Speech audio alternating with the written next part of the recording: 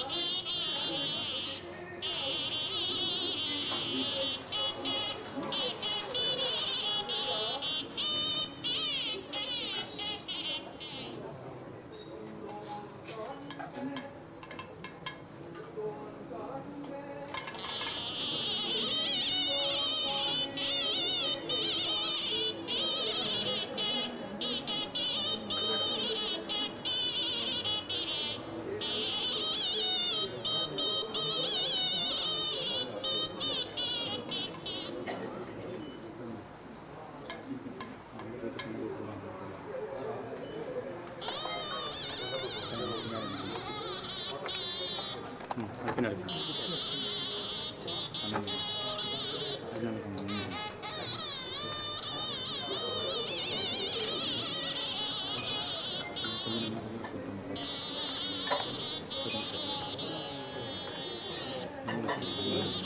கொஞ்சம் ஒரு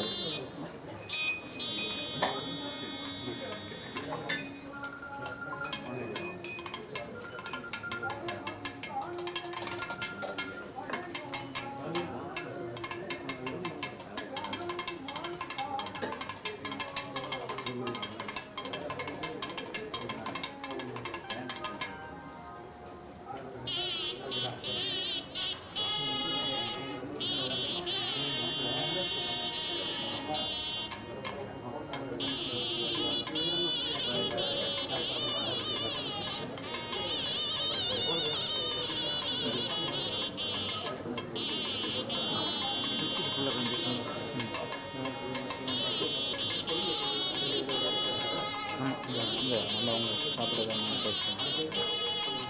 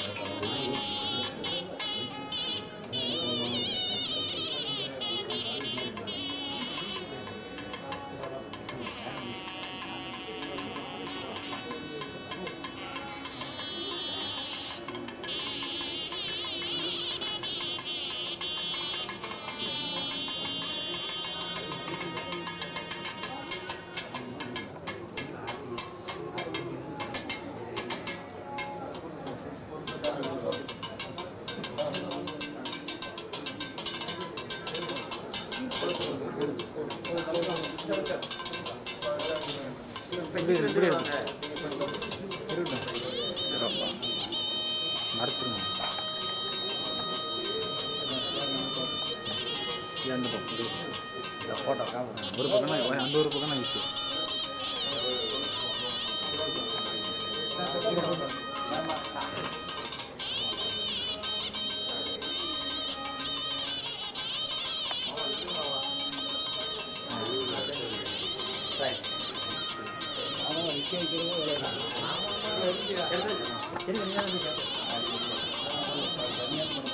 சரியான படம் சரியான வரலாம்.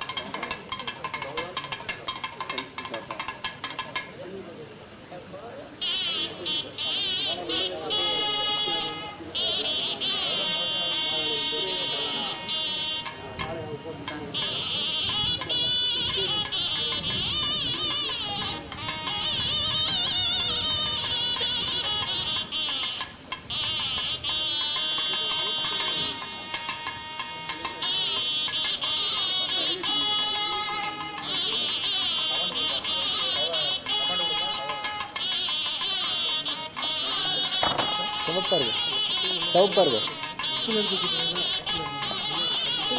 ரிஃப்ளெக்ஷன் ஜாஸ்தி வருதுல்ல. 10 அண்ணே மொத்தத்துக்கு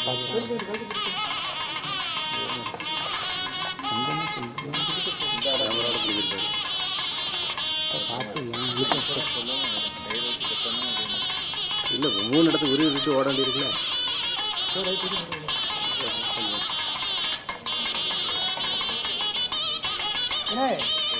ஒன்று கீழே எடுத்தீங்க இல்லை 2 சைடு வேணாம் சார், அது நிற்கவே டிஸ்டன்ஸாக தான் இருக்கும். இங்கே தூண் ஆகட்டும், இங்கே தாம்பரத்துக்கு இங்கே தூண் ஆகட்டும், இது நல்லா இருக்காது. சொல்லுங்க அப்போ பார்க்க நல்லா இருக்குங்க. 2 சைடு பார்க்க நல்லா இருக்காது. கம்மியாக இருக்கும்.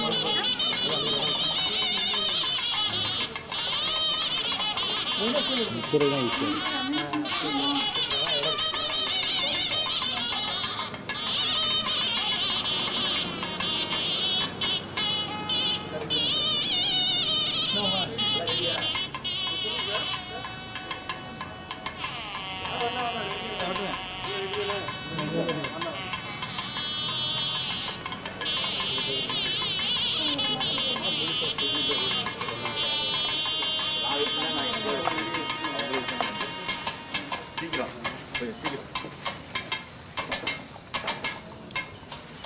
பாய்ச்சேரிக்கு என்ன போகக்கூடாது. டென்த்து வேணும் ஃபுல்லாக.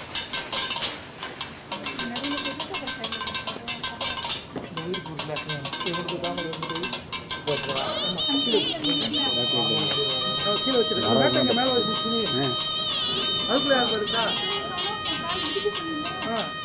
சரி வெங்கடேஷ், 10 மேலே ஒரு நிற்க முடியாது. மேலே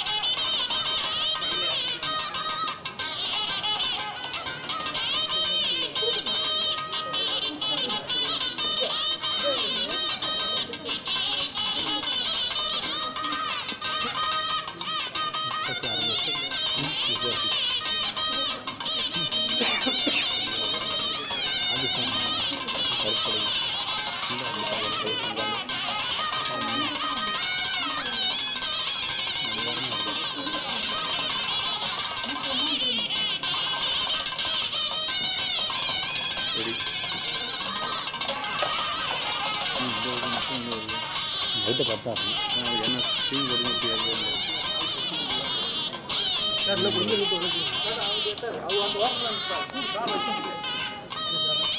பக்கத்தில் இருந்து போடும்போது கால் கட்டும்ல.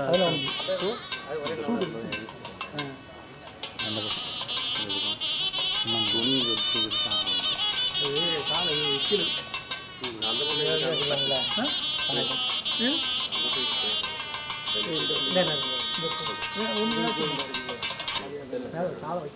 முடிச்சுட்டு அந்த வாசல் ஒரு டிராக்டர் கொடுப்பாங்க, அதை எடுத்துகிட்டு தான் உள்ள முடிச்சு நேராக போய் அந்த டிராக்டர் கொடுக்குற நம்மளால வாசல் மட்டும் எடுத்து கேஸில் போட்டு அது வரைக்கும் இருக்கும். விக்கி 8 வருஷம் இருக்கா? சார்ஜரோட கிடைக்கும் உங்களுக்கு. இது வந்துட்டு உங்கள் சார்ஜர் உள்ள போட்டு வச்சு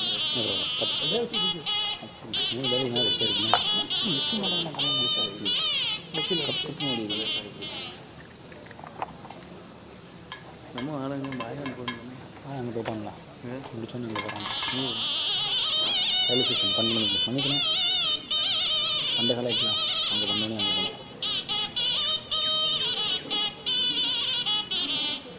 இதுதான் கேப் விட்டுருந்தாங்க. மேலே கேப்பாக இருந்துச்சு. சைக்கிள் கல்யாணம் கேப் விட்டுருந்தாங்க. இதோட ஜென்டியாக இருந்துச்சு பின்னாடி.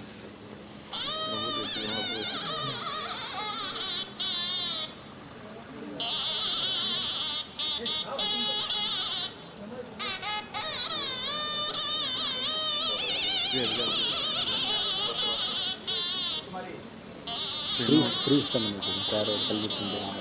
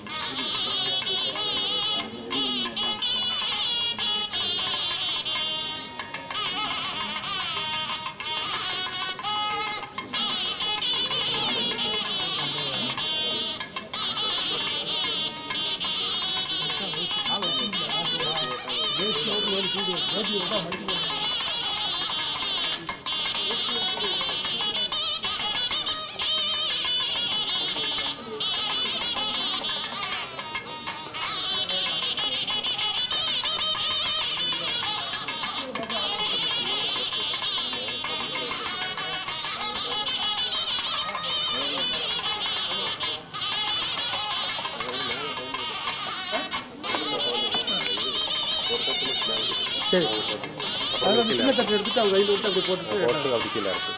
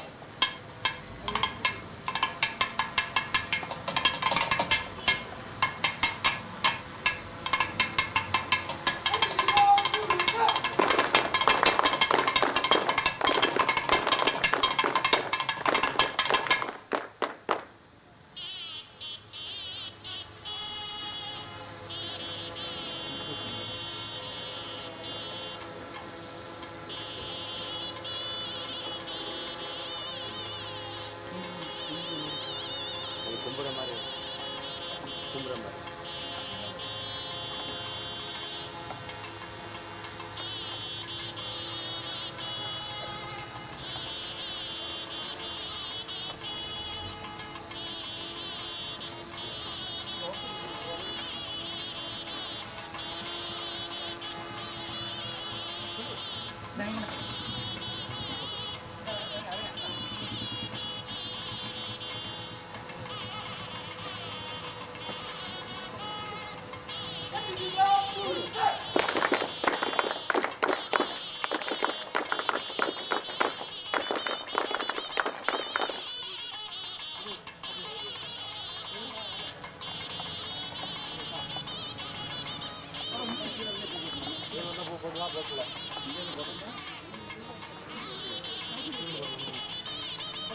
கொஞ்சம் அந்த பக்கம் இந்த பக்கம் வைங்க, இப்படியே எடுத்து போட்டுருவோம். இங்கே வந்துடுங்கண்ணே, என்னடா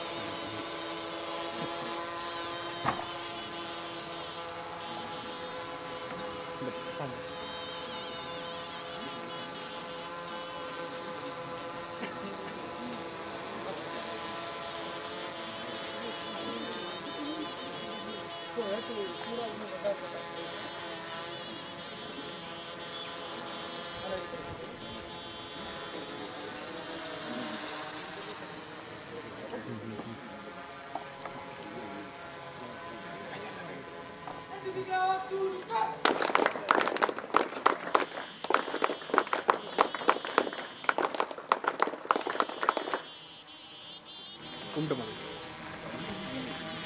சின்ன பண்ண கும்பிட்ட மாதிரி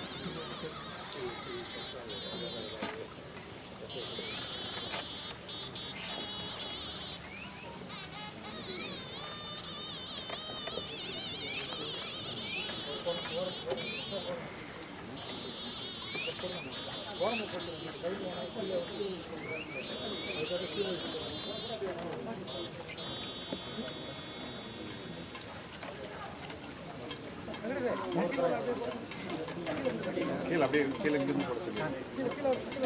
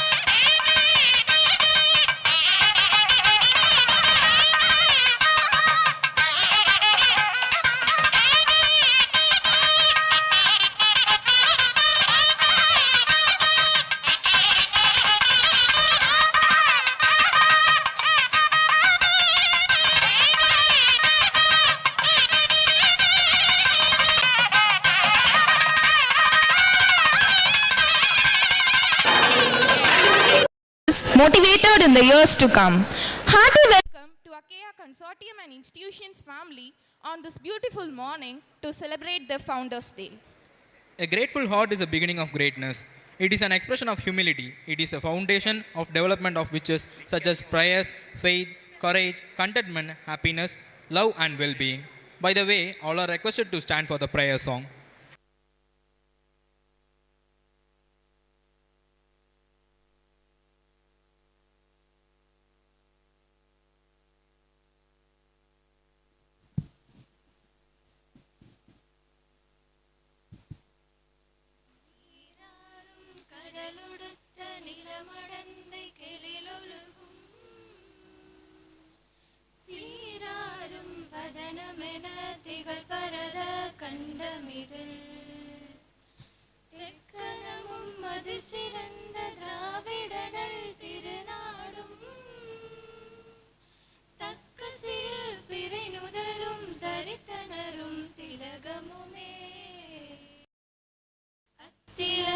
வாசனை போல் அனைத்துலகும் இன்பமுற எத்திசையும் புகழ் மணக்க இருந்த பெரும் தமிழனங்கே தமிழனங்கே உன் சீரிழமை திரும்பியந்து செயல் மறந்து வாழ்த்ததுமே வாழ்த்ததுமே வாழ்த்ததுமே. Thank you all. A successful person finds the right way for himself, but a successful leader finds the right place for others. It's my pleasure to invite the Principal, National Engineer, Dr. K. Kalvithanthai, the man behind the successful saga of this institution, to deliver the welcome speech. Respected Chairman, Vice Chairman, Correspondent, Managing Committee members, Chief Guest, respected MLA of the Koilpatti, Director of NAC, Principals of Ramasamy Polytechnic College, KR Arts College and Science, staff members, students, parents, alumni of KR Group of Institutions, and ladies and gentlemen, good day for all. So Founders Day is traditionally a very important day in our college academic calendar. So in this occasion, all stakeholders, including students, faculty members, staff members, gathered to commemorate the founder of the institutions and who have bestowed the resources to the development of this institution to this level. Our beloved founder established this institution, National Engineering College, Ramasamy Polytechnic College, KR College of Arts and Science in 1984 with the vision of transforming the lives of rural peoples, especially rural young students, through quality education. State-of-art teaching learning process, laboratory facility, research facility was created. With this facility, towards achieving our vision of transforming the lives, our institutions are working for 100% career settlement for our students. We target not only quality career settlement, also quality professional achievements of their choice to assure the transformation of their lives. So far, this institution produced around 35,000 graduates, engineering graduates, diploma holders, and graduates in arts and science. We established a strong alumni network to update the alumni database. Every year, alumni meeting is organized at various levels to update the database. Every year, 25th reunion is also held at our college campus. Our alumni are working in different places all over the world in different positions in reputed organizations like CEO, Vice President, Division Head, etc., etc. Also, they are running the business, industries, organizations successfully. This is the moment that allows us to consider what our aspirations have been over the past years, reflect on 38 years of growth of greatness, celebrate all that we have achieved so far together, and aspire yet again, as the success is never final.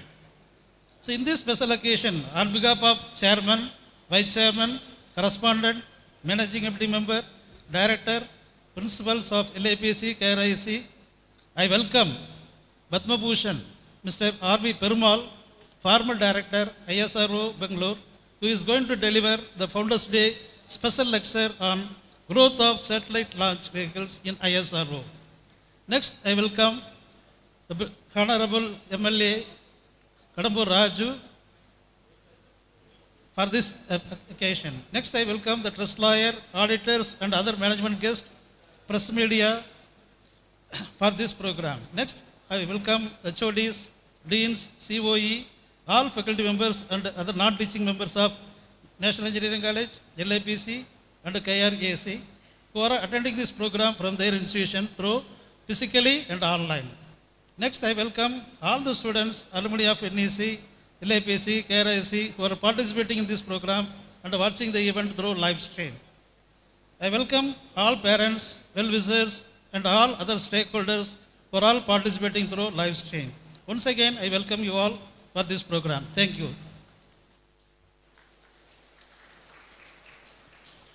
Thank you, sir.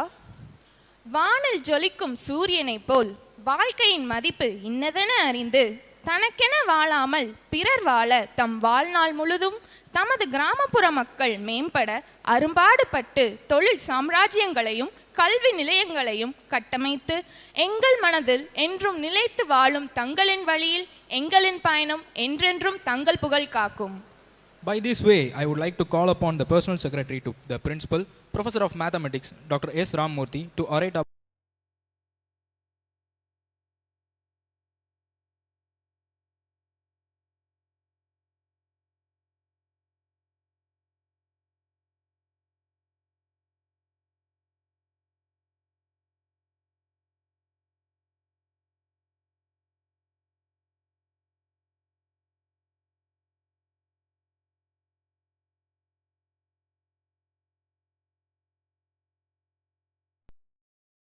கொண்டாடப்படுகிறது.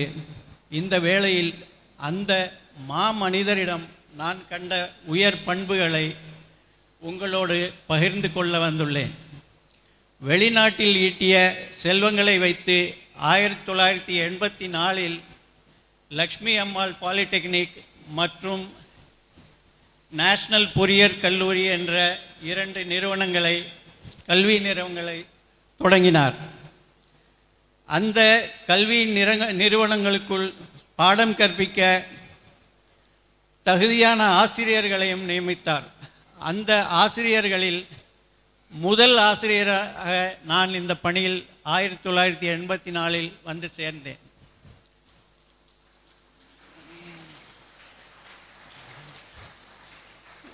இது எனக்கு மிகவும் பெருமையாக இருக்கிறது. முதலாவதாக நான் இந்த கல்லூரிக்கு வந்து சேரும்பொழுது இந்த கல்லூரி ஆரம்பிக்கப்பட்ட இடம் இப்போ இருக்கிற கேஆர் மில்லில் தான் ஆரம்பித்தாங்க. அந்த மில்லில் ஷெட்டு தான் கட்டியிருந்தாங்க. அப்போ நான் கல்லூரிக்கு உள்ளே சேர்றதுக்காக வரேன், ஜாயின் பண்ணுறதுக்காக. அப்போ வந்து மரத்தடியில் உட்காந்து 2 பேர் பேசிகிட்டு இருக்காங்க. அங்கே வேறு யாருமே கிடையாது. அப்போ அவர்கிட்ட நான் கேட்குறேன், நான் இந்த மாதிரி கல்லூரியில் ஒரு ஆசிரியராக சேர வந்திருக்கேன் அப்படிங்கிறேன். உள்ளே ஒரு பில்டிங்கை காட்டி அங்கே ஸ்பெஷல் ஆஃபீஸர் இருப்பார், அங்கே போய் சேருங்க அப்படின்னு அந்த நபர் சொல்கிறார். நான் உள்ளே போய் ஜாயின் பண்ணிட்டேன். அங்கே உள்ள ஸ்பெஷல் ஆஃபீஸர் சேர்மனை பார்த்தீங்களான்னு கேட்குறாரு. நான் வந்து சேர்மனை பார்க்கலையேங்கிறேன். அதுக்கு அவர் சொல்கிறாரு, மரத்தடியில் 2 பேர் உட்காந்துருந்தாங்கல்ல, அதில் ஒருத்தர் தான் சேர்மன் அப்படிங்கிறாரு. நான் அப்புறம் வந்து அவர்கிட்ட வந்து சேர்மனை நான் இன்ட்ரடியூஸ் பண்ணிக்கிட்டேன். ஸோ அவரோட சிம்பிளிசிட்டி அவ்வளோ. உள்ளே ஏசி ஹால் இருக்குது, ஆனாலும் அவர் மரத்தடியில் உட்காந்துக்கிட்டு பேசிகிட்ருக்காரு. அதன் பிறகு பார்த்தால் அவர் வந்து லக்ஷ்மி அம்மாள் பாலிடெக்னிக்கில் ஒரு குடிசையில் தான் வந்து உட்காருவார். சில நாட்களுக்கு பிறகு, சில வருடங்களுக்கு பிறகு அங்கே ஒரு பில்டிங் வருது. அந்த பில்டிங்க்கும் போகாமல் அங்கே தான் உட்காந்து அவர் இருந்த வரையில் அந்த குடிசையில் தான் வந்து உட்காருவார். அங்கே தான் எல்லா விஐபிஸ், அமைச்சர்கள் எல்லோரும் வந்து அங்கே பார்ப்பாங்க. அவ்வளோ சிம்பிளிசிட்டி. ஒரு நாள் என்னன்னாக்க 1997 கேஆர் கல்லூரி ஆரம்பித்த பொழுது மாணவிகள் வெயிலில் நடந்து வந்துட்டு இருந்தாங்க. அதை அந்த குடிசையிலேருந்து கவனிச்சிட்டாரு. கவனிச்சுட்டு இவங்கெல்லாம் எங்கே வெயிலில் சுற்றிட்டு இருக்காங்கன்னு கேட்டார். அவங்க சாப்பிட்றதுக்காக விடுதிக்கு வந்துட்டு இருக்காங்கன்னாங்க. இவங்களெல்லாம் எதுக்கு வெயிலில் நடக்க விடுறீங்க, உடனே பஸ்ஸு விடுங்க அப்படின்னாரு. அன்னிலேருந்து இன்னி வரைக்கும் அவர்களுக்கு வந்து கல்லூரி விடுதியிலேருந்து கல்லூரிக்கு செல்ல, கல்லூரியிலேருந்து விடுதிக்கு வர இந்த மாதிரி பஸ்ஸு அவருக்காக மாணவிகளுக்காக பஸ்ஸு விட்டுட்ருக்கோம். அதே மாதிரி அவரோட பண்பு, அதாவது நம்ம சொல்கிறது என்னன்னாக்கா மனித நேயம்ங்கிறது சொல்கிறோம். எப்படின்னாக்க கண்ணப்பன் என்று ஸ்பெஷல் ஆஃபீஸர் ஆரம்பத்தில் இருந்தார். அவர் தான் பின்னாடி முதல்வராக இங்கே இருந்து பல வருடம் இங்கே பணிபுரிந்திருக்கார். கல்லூரிக்கு பிரின்ஸிபலாக இருந்தார், டைரக்டராக இருந்தார். நம்ம இசி பிளாக் வந்து அப்போ சயின்ஸ் பிளாக் என்ன அடிக்கல் நாட்டுறோம், அன்றைக்கி தான் வாஸ்து பண்ணுறோம். அந்த வாஸ்து பண்ணுற அன்றைக்கி முதல் நாள் இரவு இந்த கண்ணப்பன் சாரோட பையன் ஒரு ஆக்சிடெண்ட்டில் அடிபட்டு மதுரை அவசர சிகிச்சை பிரிவில் அட்மிட் பண்ணியிருக்காங்க. அப்போ வந்து செல்ஃபோன்லாம் கிடையாது, வெறும் தொலைபேசி வாயிலாக அவருக்கு காலையில் தான் தகவல் வருது. இன்றைக்கி வாஸ்து வச்சுருக்கோம், சேர்மன்கிட்ட எப்படி சொல்கிறதுன்னு யோசிக்கிறாரு. எங்களுக்கெல்லாம் அந்த விஷயம் தெரிய வருது. அப்போ அடிக்கல் நாட்டுறதுக்கு முன்னாடியே நம்ம சேர்மன்கிட்ட போய் சேர்மனையாட்ட சொல்லலான் இருந்தோம். அதை அங்கே வந்த இன்னொரு பெரிய மனிதர் வந்து அதை இப்போ சொல்லக்கூடாதுன்னு தடுத்துட்டார் எங்களை. அந்த அடிக்கல் நாட்டு விழா முடிந்தவுடன் உடனே சேர்மன்கிட்ட போய் நாங்கள் சொன்னோம், இந்த மாதிரி அவரோட பையனுக்கு அடிபட்டுடுச்சின்னு. உடனே யார் ஏன் சொல்லன்னு கடிஞ்சிக்கிட்டார், எல்லாரையும் சத்தம் போட்டார். சத்தம் போட்டு அவர் கண்ணப்பன் சார்கிட்ட சொன்னார், உங்களுக்கு வேறு இதே தெரியல, இந்த வாஸ்து என்ன வாஸ்து நாள் நிறைய நாள் வரும், அன்றைக்கி வச்சுக்கலாம், எது முக்கியம்னு உங்களுக்கு தெரியாதான்னு சொல்லிட்டு அவரோட டிரைவரையே வச்சு உடனே அவருக்கு அனுப்பிச்சி விட்டு அவர் நண்பர் மூலமாக மதுரைக்கு தகவல் அனுப்பி அந்த அந்த அடிபட்டவர் அவங்க பையனை வந்து நல்லா பார்த்துக்கிட்டு அவரை எல்லா உதவியும் பண்ணார். இது வந்து ஒரு மனித நேயம். அது மாதிரி அவருக்கு அது ரொம்ப யாருக்கும் அந்த மனிதநேயம் வரவே வராது. அதே மாதிரி அவர் நிறைய பேருக்கு உதவி பண்ணிருக்காரு. சில நாட்களுக்கு முன்னாள் நூருல் இஸ்லாம் துணைவேந்தர் பெருமாள் சாமி, முன்னாள் டிஎன்பிஎஸ்சி சேர்மன், அவர் இங்கே ஒரு கும்பாபிஷேக விழாவுக்கு பக்கத்து ஊருக்கு வந்துட்டு இங்கே நம்ம வந்தார். அவர் முன்னாடியே எனக்கு பழக்கம் உண்டு, பாபநாசம் கல்லூரியில் அவர் முதல்வராக இருந்ததுலேருந்து எனக்கு பழக்கம் உண்டு. இங்கே நம்ம டைரக்டருக்கும் அவர் பழக்கம். அவர் வந்து பார்க்குறதுக்காக வந்தார். அவர் வந்து நம்ம சேர்மன் ஐயா அவர் வாழ்க்கையில் என்ன உதவி பண்ணியிருக்காருங்கிறத அவர் சொல்ல தேவையில்லை. இருந்தாலும் இங்கே வந்து எங்கள்கிட்ட பகிர்ந்துக்கிட்டார், நான் எப்படி வாழ்க்கையில் முன்னேறினேன், எனக்கு என்ன உதவி பண்ணார் ஐயாங்கிறதே அவர் சொல்லிட்டு போனார். இந்த மாதிரி நிறைய பேருக்கு உதவி பண்ணியிருக்காரு. அதே போல் பார்த்திங்கன்னா டிஜிபி ஜாங்கிட் ஒரு தடவை நம்ம ஒரு விழாக்கு ஒரு மேட்ச்சு இதுக்காக கூப்பிட்டுருந்தோம், அவரை இன்வைட் பண்ணியிருந்தோம் சீஃப் கெஸ்ட்டாக. அவரால் ஈவினிங்கில் வர முடியல, அதனால் கூப்பிட்டோங்கிறதுக்காக அவரை இன்வைட் பண்ணோங்கிறதுக்காக இங்கே வந்தார். பகல் நேரத்துலேயே வந்துட்டார். பகல் நேரத்துலேயே வந்து பாஸ்கெட் பால் கோர்ட்டில் எங்களோட பேசிகிட்டு இருந்தார். பேசின போது சொன்னார், நான் இங்கே தூத்துக்குடி மாவட்டத்தில் எஸ்பியாக இருந்தபோது நம்ம சேர்மன் ஐயாவை சந்தித்து இங்கே நாலாட்டின்புதூரில் போலீஸ் ஸ்டேஷன் கட்டுறதுக்கு இடம் வேணும், நீங்கள் தான் உதவி பண்ணணும் அப்படின்னாரு. உடனே வந்து அவர் வந்து சரி தரேன்னு சொல்லிவிட்டு இடம் கொடுத்தாரு. இன்றைக்கி அந்த இடத்துல தான் நாலாட்டின்புதூர் போலீஸ் ஸ்டேஷன் வந்து இங்கே இருக்குது. அதே போல் ஐயா இருக்கிறம்போது நம்ம இபிக்கு சப்ஸ்டேஷன் கட்டுறதுக்கு இடம் கொடுத்தாரு. அதே போல் அரசு பள்ளிக்கு சாரதா ஹையர் செகண்டரி ஸ்கூல் என்ற பள்ளிக்கு இடம் கொடுத்து கட்டடம்லாம் கட்டி கொடுத்தாரு. நம்ம ஹாஸ்பிட்டல் கோயில்பட்டி ஹாஸ்பிட்டலில் பில்டிங் கட்டி கொடுத்துருக்காரு. பழைய தேவாலயங்கள் இந்த மாதிரி எடுத்துட்டிங்கன்னா செண்பகவல்லி அம்மன் டெம்பிள், திருப்புடை மருதூர் சிவன் கோயில், பாண்டிச்சேரியில் அமைந்துள்ள பாண்டிச்சேரி பக்கத்தில் அமைந்துள்ள பஞ்சவட்டி ஆஞ்சநேயர் கோவில், நெல்லைப்பர் கோவில், இந்த மாதிரி பல கோயில்களுக்கு புரவலராக இருந்து திருப்பணி இதெல்லாம் செஞ்சு நிதியுதவி அளித்து இன்றும் திருப்புடை மருதூர் கோயிலுக்கு அதை ஒரு தத்தை எடுத்துக்கிட்டு அதில் உள்ள பராமரிப்பு பணியை இன்று வரை செய்து கொண்டிருக்கிறார்கள் கேஆர் குழுமம் உறுப்பினர்கள். இதேபோல் அவர் கலை நிகழ்ச்சி ரொம்ப விரும்பி பார்ப்பார். முன்னாடிலாம் பார்த்தீங்கன்னாக்கா நம்ம காலேஜில் ஆனுவல் டே போதெல்லாம் மியூசிக் ட்ரூப் நடக்கும், அதிலெல்லாம் கலை நிகழ்ச்சியும் நடக்கும். நான் கூட சில பாட்டெல்லாம் பாடுவேன், விரும்பி கேட்பார் அவர். அந்த கலை நிகழ்ச்சி பார்த்தீங்கன்னா நைட்டு 1 மணி வரைக்கும் நடக்கும். அந்த 1 மணி வரைக்கும் அவர் இருந்து பழைய பாடலெல்லாம் விரும்பி கேட்பார். சொற்பொழிவுலாம் நடக்கும், சொற்பொழிவுலாம் இருந்து பொறுமையாக கேட்டுட்டு போவார். அந்த அளவுக்கு ஒரு கலை நிகழ்ச்சி கேட்குறதுலையும் அவர் ரொம்ப விரும்பி கேட்பார். ஆன்மீகவாதி அவர். இது மட்டும் இல்லை, நம்ம தேவாலயங்கள், மசூதி, இந்த மாதிரி யார் எந்த நன்கொடையோ எது கேட்டாலுமே எல்லாத்துக்கும் அவர் கட்டடம் கட்டுவதற்காக இருந்தாலும் சரி, அன்னதானத்துக்கு இருந்தாலும் சரி, எல்லாத்துக்கும் அவர் உதவி புரிஞ்சிருக்காரு. அவர் அதே மாதிரி பார்த்திங்கன்னா உடல் ஆரோக்கியத்தில் ரொம்ப இதாக இருப்பார்.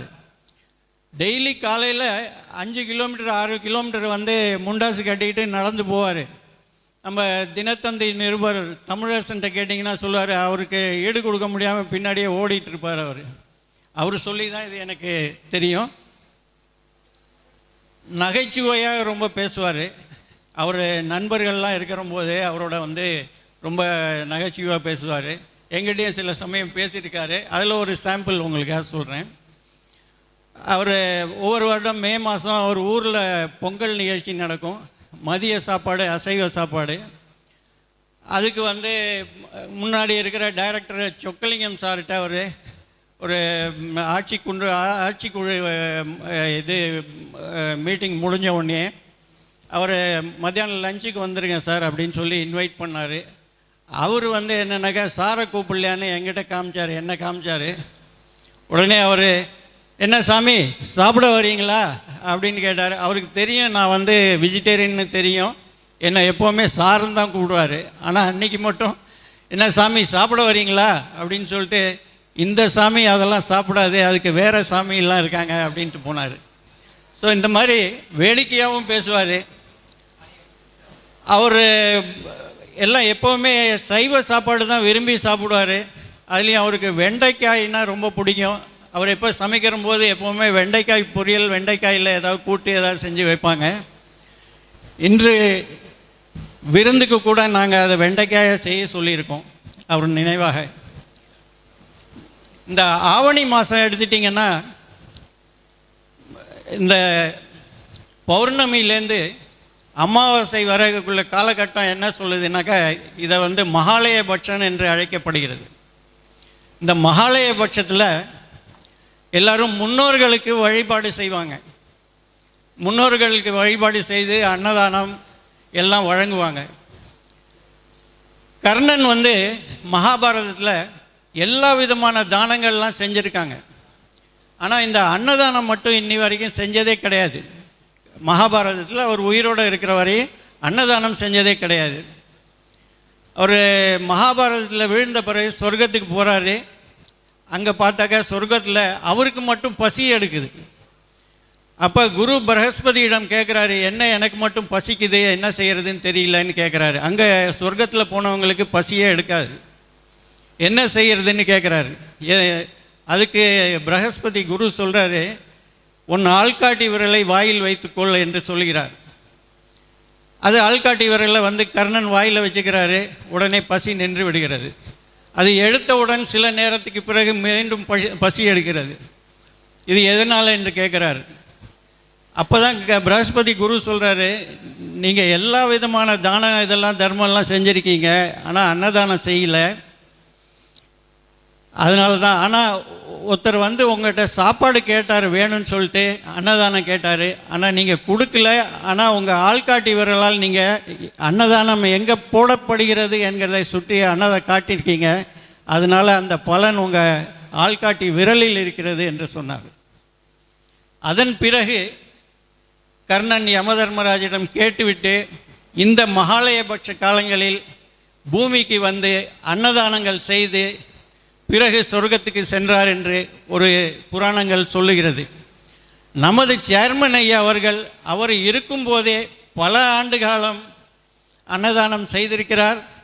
இன்றும் அன்னதானம் அவர் நினைவாக நடந்து கொண்டிருக்கிறது. அதன் பலன்களை கேஆர் குழுமம் உறுப்பினர்களுக்கு கிட்டும் என்பதை தெரிவித்துக் கொள்கிறேன். அவர் அந்த பலன்களினால் நாமும், அவர்கள் நல்லா இருந்தால் நாமும் நல்லா இருப்போம். இந்த காலத்தில், இந்த 15 நாட்கள் காலத்தில் முன்னோர்கள் பூமிக்கு வருவார்கள் என்று ஒரு ஐதீகமும் இருக்கிறது.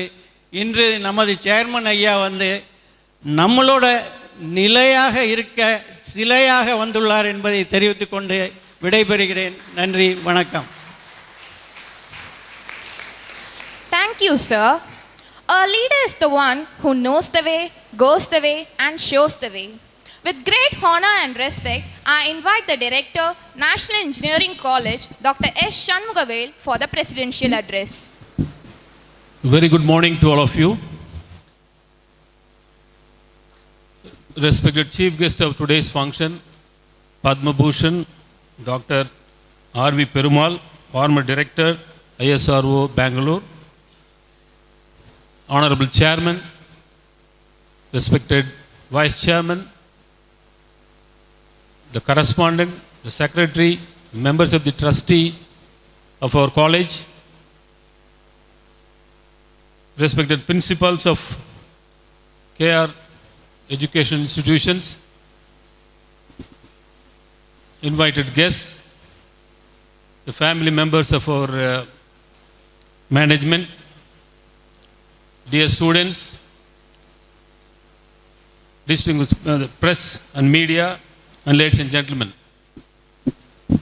At the outset, I would like to thank our chief guest for having consented to be available today on the occasion of the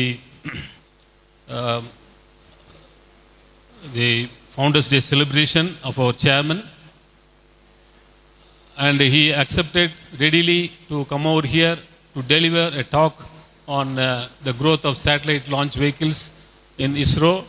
And we thank you, sir, very much for having accepted our invitation.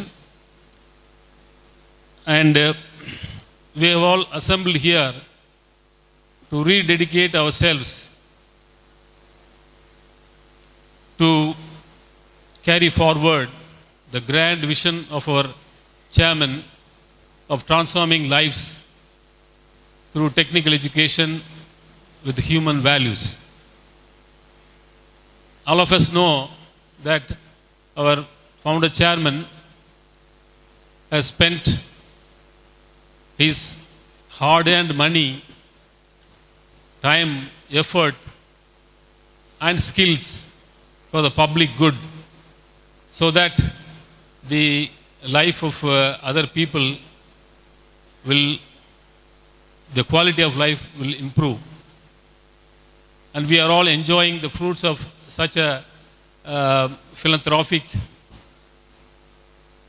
action of our founder chairman. And all of us know that he lived a simple life and he had high thinking. In fact, when I was sitting in the office and we conducting admission to our college, many students with their parents come and tell us that most of their relatives and then people from their own village studied in our college, and they are all in good positions, and they are very grateful to our college, our college management, our founder chairman. In fact, more than 90% of our admission takes place only through such grateful means. In fact, the quality of education has reached far and wide through villages, towns, cities, and other places. So in fact, we are very happy that we should all be proud and feel gifted that such a great soul was born amidst us long back. And we are enjoying the fruits of such an event.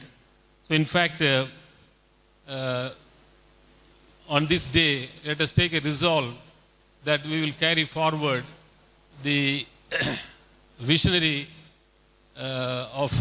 visionary as chairman, who has rightly had a vision to transform the lives of people in the nearby villages and the downtrodden people.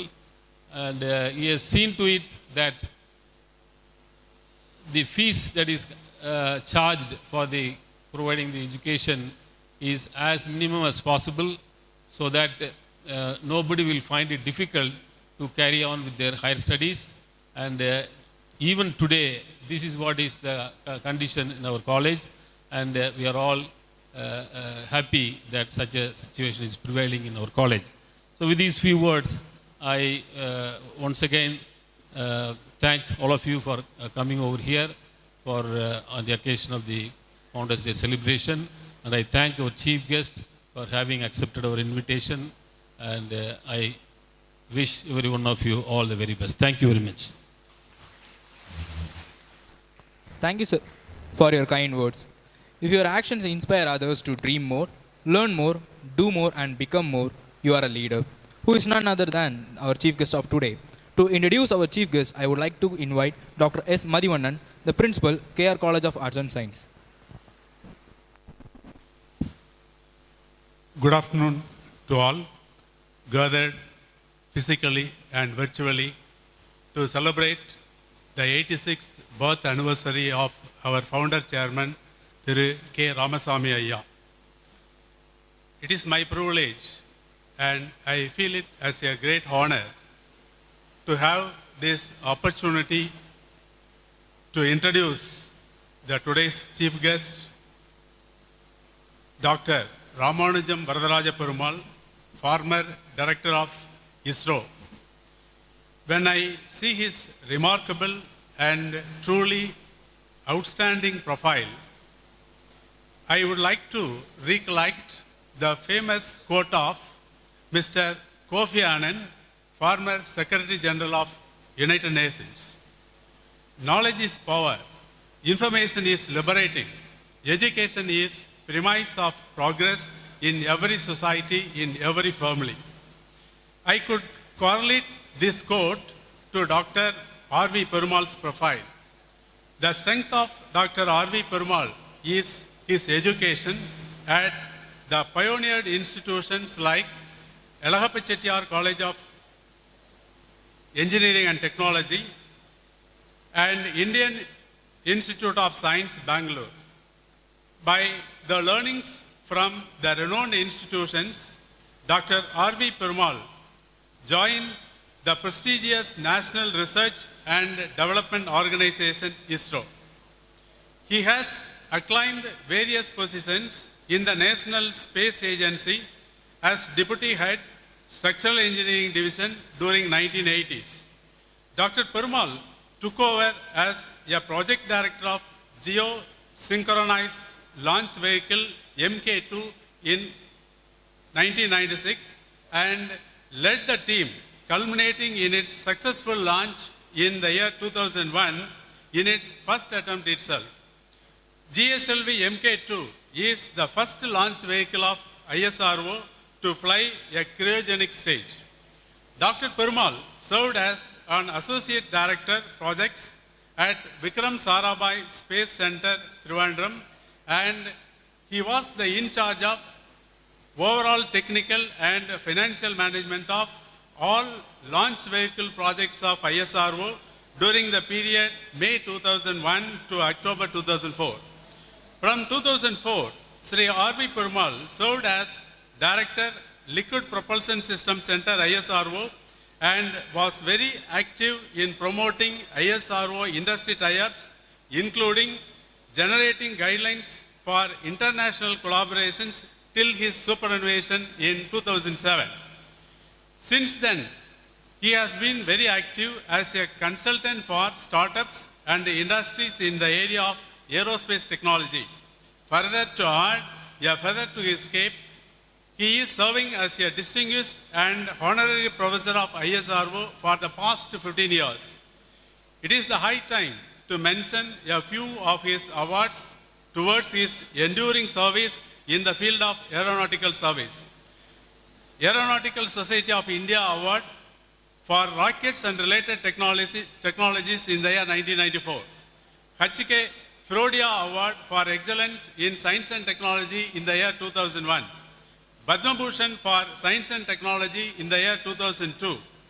Now, I am very happy and great the legendary scientist and the son of soil, as he belongs to the Nalatinbuttur village, to deliver the chief guest address on growth of satellite launch vehicles in ISRO.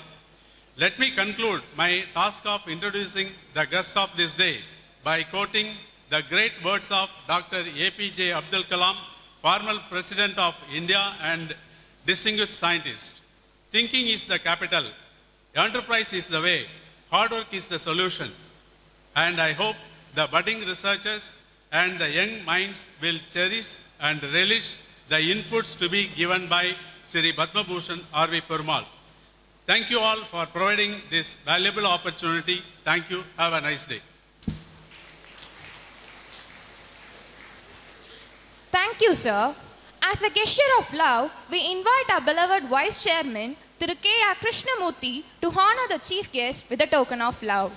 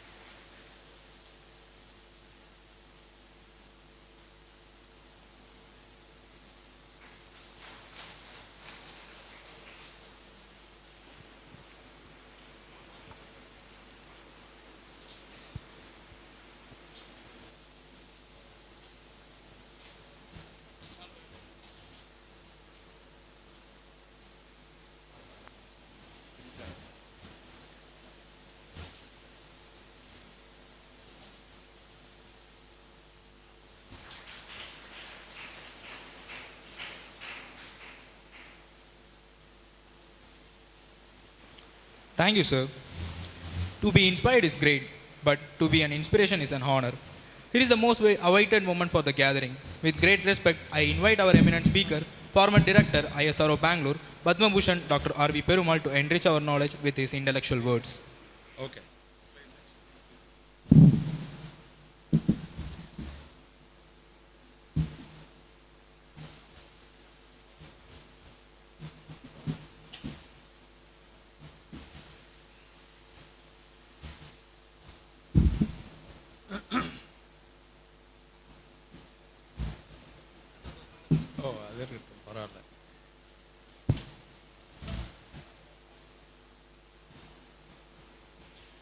Good afternoon to one and all. It's my great pleasure to be here amongst you on this occasion of celebrating the very celebrated life of Sri Ramasamy.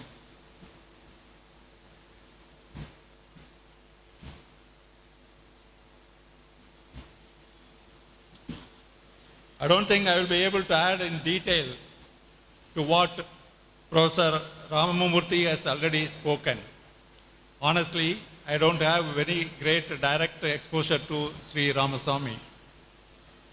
But I appreciate the fact that he has come up in life in a very, very big way. I would rate him as one of the greatest learners, joining as a manual laborer and then rising to a level of a big contractor in an unknown foreign country is a great achievement. I think I imagine that his IQ must have been really on the very high levels of one can achieve. It's not only that he had the urge to learn, he learned very well in his day-to-day activities to a point that he can become a leading contractor. So the very foundation of his growth is his ability to learn.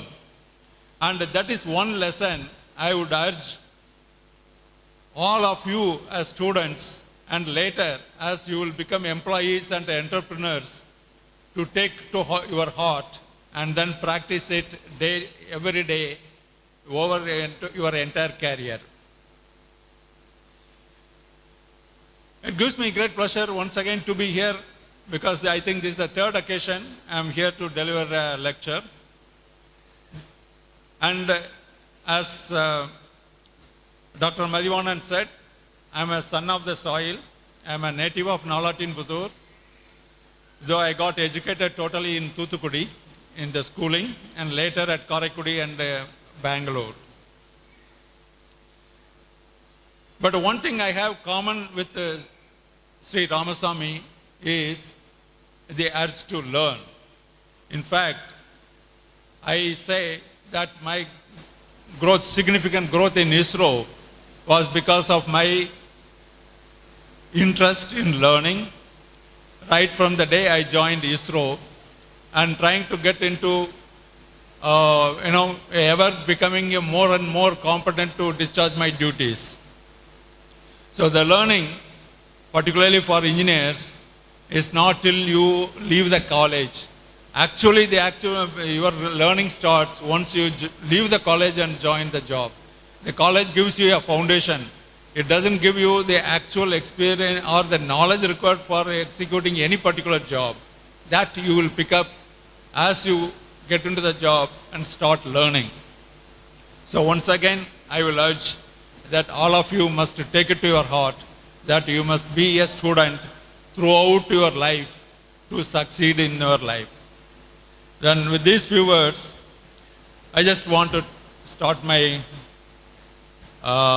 topic today, the growth of satellite launch vehicles in ISRO.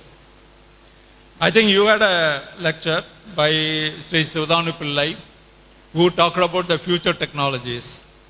And I understand you also had a lecture, though extempore, by Dr. Narayanan from Liquid Propulsion Systems Center, wherein you would have highlighted what are the ongoing programs.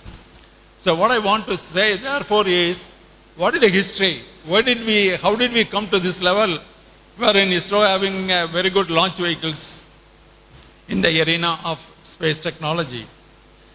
So what you are now seeing in the slide is what the founding father of Indian space program declared with reference to the meaning of why we need high technology in India. இதில் வந்து பார்த்தீங்கன்னா ரெண்டு இது இருக்கு. முதல் statement வந்து we don't have the fantasy of competing with other nations. மற்ற தேசங்களுடன் போட்டி போடும் பெரிய மனப்பான்மை இல்லை அப்படின்னு முதல் வார்த்தையை சொல்றாரு. அதே சமயம் கடைசியில் என்ன சொல்றாருன்னா, I don't want to be second to none in applying the high technology to the good of the common man. சாதாரண மனிதனுக்கு எப்படி தொழில்நுட்பத்தை நான் உபயோகிக்க முடியுமோ அதில் நான் இரண்டாம் பட்ச பிரஜையாக இருக்க விரும்பவில்லை அப்படிங்கிறாரு. ஆக்சுவலி இந்த ரெண்டாவது பகுதி உள்ளது தான் ஐஎஸ்ஆர்ஓனுடைய மோட்டோன்னு நான் சொல்லுவேன்.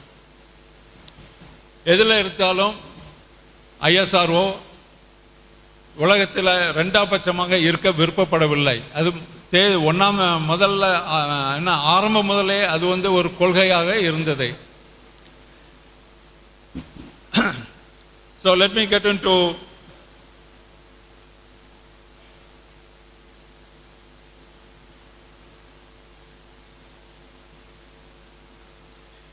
advance to the next slide anyway. Okay. So இதான் என்னுடைய டாபிக்.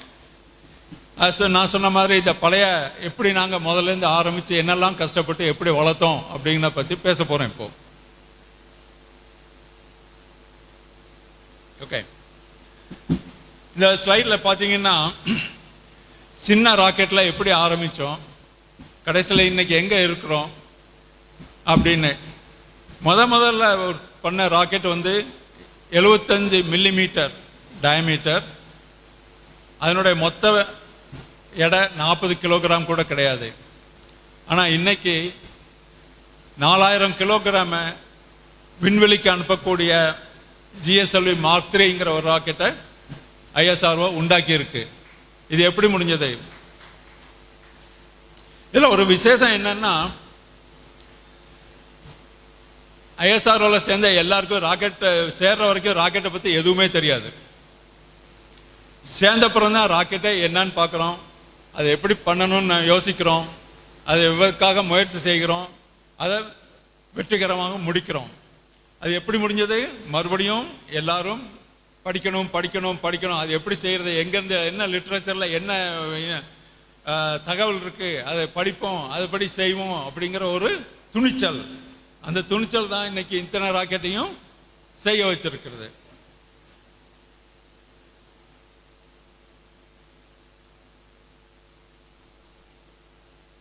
What's happening? Sorry.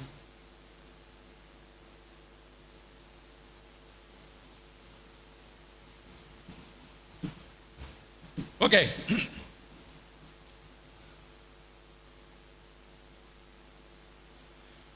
முதல்ல செய்யப்பட்ட ராக்கெட் SLV-3.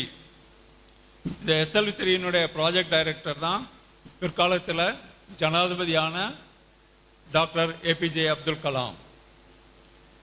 இது பையனை ஆரம்பிக்கும் போது எங்களுக்கு ஒரு ராக்கெட்டை பற்றி ஒன்றுமே தெரியாது.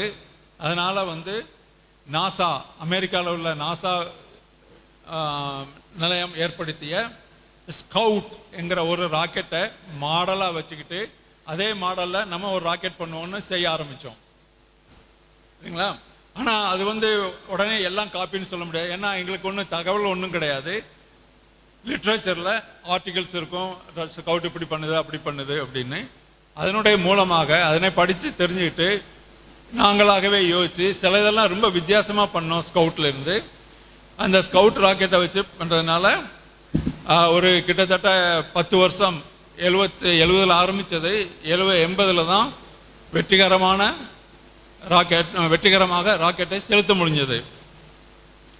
இதில் என்னன்னா சில வெரி இன்ட்ரெஸ்டிங் திங்ஸ். அப்போ இந்தியாவின் தொழில் வளர்ச்சி மிகவும் பின்தங்கி இருந்தது.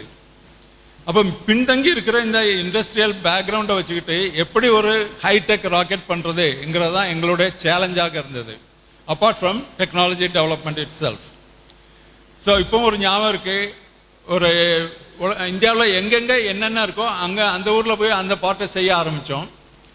கல்கத்தாவில் போய் ஒரு இந்த ராக்கெட் ஷெல்லை ஹீட் பண்ணதுக்காக ஒரே ஃபெசிலிட்டி கல்கத்தாவில் கார்டன் ரீச் ஒர்க் ஷாப்பில் இருந்தது.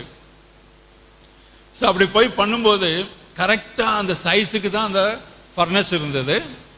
ஸோ அதனால் ஓகே எல்லாம் பண்ணி அதில் ஹீட் பண்ணதுக்கு ஹீட் பண்ணியாச்சு. என்ன 970 டிகிரி செல்சியஸில் சொல்யூஷனைசிங் டெம்பரேச்சர் அந்த ராக்கெட் காம்பனன்ட் உள்ளே இருக்குது. ஸோ காம்பனண்ட்டை ஓகே 3 மணி நேரம் பண்ணணும், 3 மணி நேரம் ஆச்சு, வெளியில் எடு அப்படின்னா வெளியில் எடுக்கும்போது திடீர்னு அந்த ஃபர்னஸே மேலே வந்தது க்ரெயினில். என்னன்னு யோசித்த போது தெரிஞ்சது, இந்த நாங்கள் இந்த தர்மல் எக்ஸ்பேன்ஷன் ஆஃப் தி காம்பனண்ட்டை மனசில் ஆக்கலை. ஸோ ரொம்ப டைட்டாக ஃபிட் பண்ணது தர்மல் எக்ஸ்பேன்ஷனால் அந்த ஃபர்னஸை எக்ஸ்பேண்ட் ஆகி காம்பனண்ட் எக்ஸ்பேண்ட் ஆகி ஃபர்னஸை ஹேக் பண்ணுது. ஸோ கடைசியில் ஜாபை தூக்கடா அப்படின்னா ஃபர்னஸ் தான் வெளியில் வருத வழியே ஜாப் வர மாட்டேங்குது. ஓகே, ஸோ அது மாதிரி நிறைய அனுபவங்கள் உண்டு எங்களுக்கு. அதெல்லாம்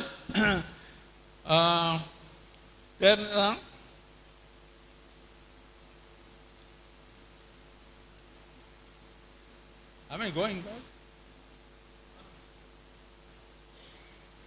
Okay, they're going the wrong. Yeah. So மொத்தம் 4 SLV ராக்கெட்டை பறக்க விட்டோம். முதல் ராக்கெட் பறக்க விடும்போது அதில் ஒரு லீக்கிங் வால்வ்னால செகண்ட் ஸ்டேஜ் கண்ட்ரோல் சிஸ்டத்தில்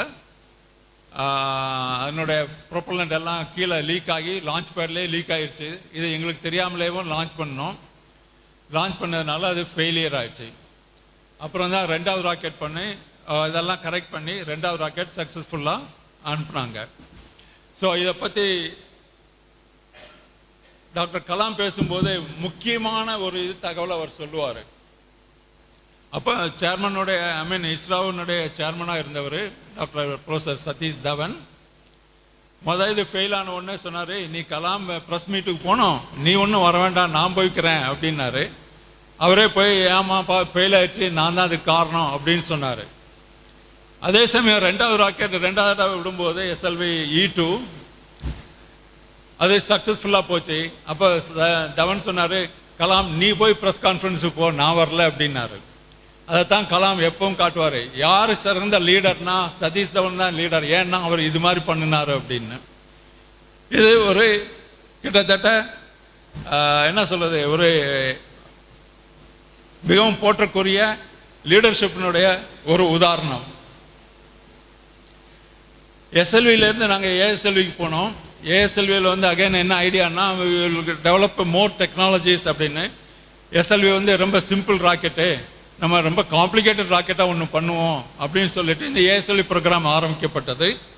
இதில் இந்த SLV வெஹிக்கிள் எடுத்து அதோட 2 ஃபர்ஸ்ட் ஸ்டேஜை ஆட் ஆன், ரொம்ப பேர் ஸ்ட்ராப் ஆன் மோட்டார்ஸ்னு பேர், அந்த ஸ்ட்ராப் ஆன் பண்ணி பண்ணுவோம் அப்படின்னு பண்ணது. அதுதான் ASLV. இந்த ASLV பண்ணுற காலம் வந்து கிட்டத்தட்ட 80லேருந்து 90 வரைக்கும். இது வந்து 4 தடவை பறக்க விட்டோம். மொதல் ராக்கெட் ஃபெயிலியர். அதனுடைய காரணம் இன்னைக்கு வரைக்கும் எங்களுக்கு நிச்சயமாக தெரியாது, சஸ்பெக்டட் காரணங்கள் இருக்குது. அப்புறம் 2வது ராக்கெட் பறக்க விட்டோம். சரி, அதெல்லாம் ஏதோ ஒன்று நிவர்த்தி பண்ணி அனுப்புகிறோம் அப்படின்ட்டு 2வது ராக்கெட்டை பறக்க விட்ட போது 2வது ராக்கெட்டும் ஃபெயில் ஆச்சு. 2வது ராக்கெட் ஃபெயில் ஆன போது ஏன் காரணம் ஃபெயில் ஆச்சுன்னா, இந்த ஸ்ட்ராப்பான்லேருந்து அது வெந்து முடிந்தவுடன் 2வது கோர் பூஸ்டர் வந்து ஸ்டார்ட் ஆகி போகணும்.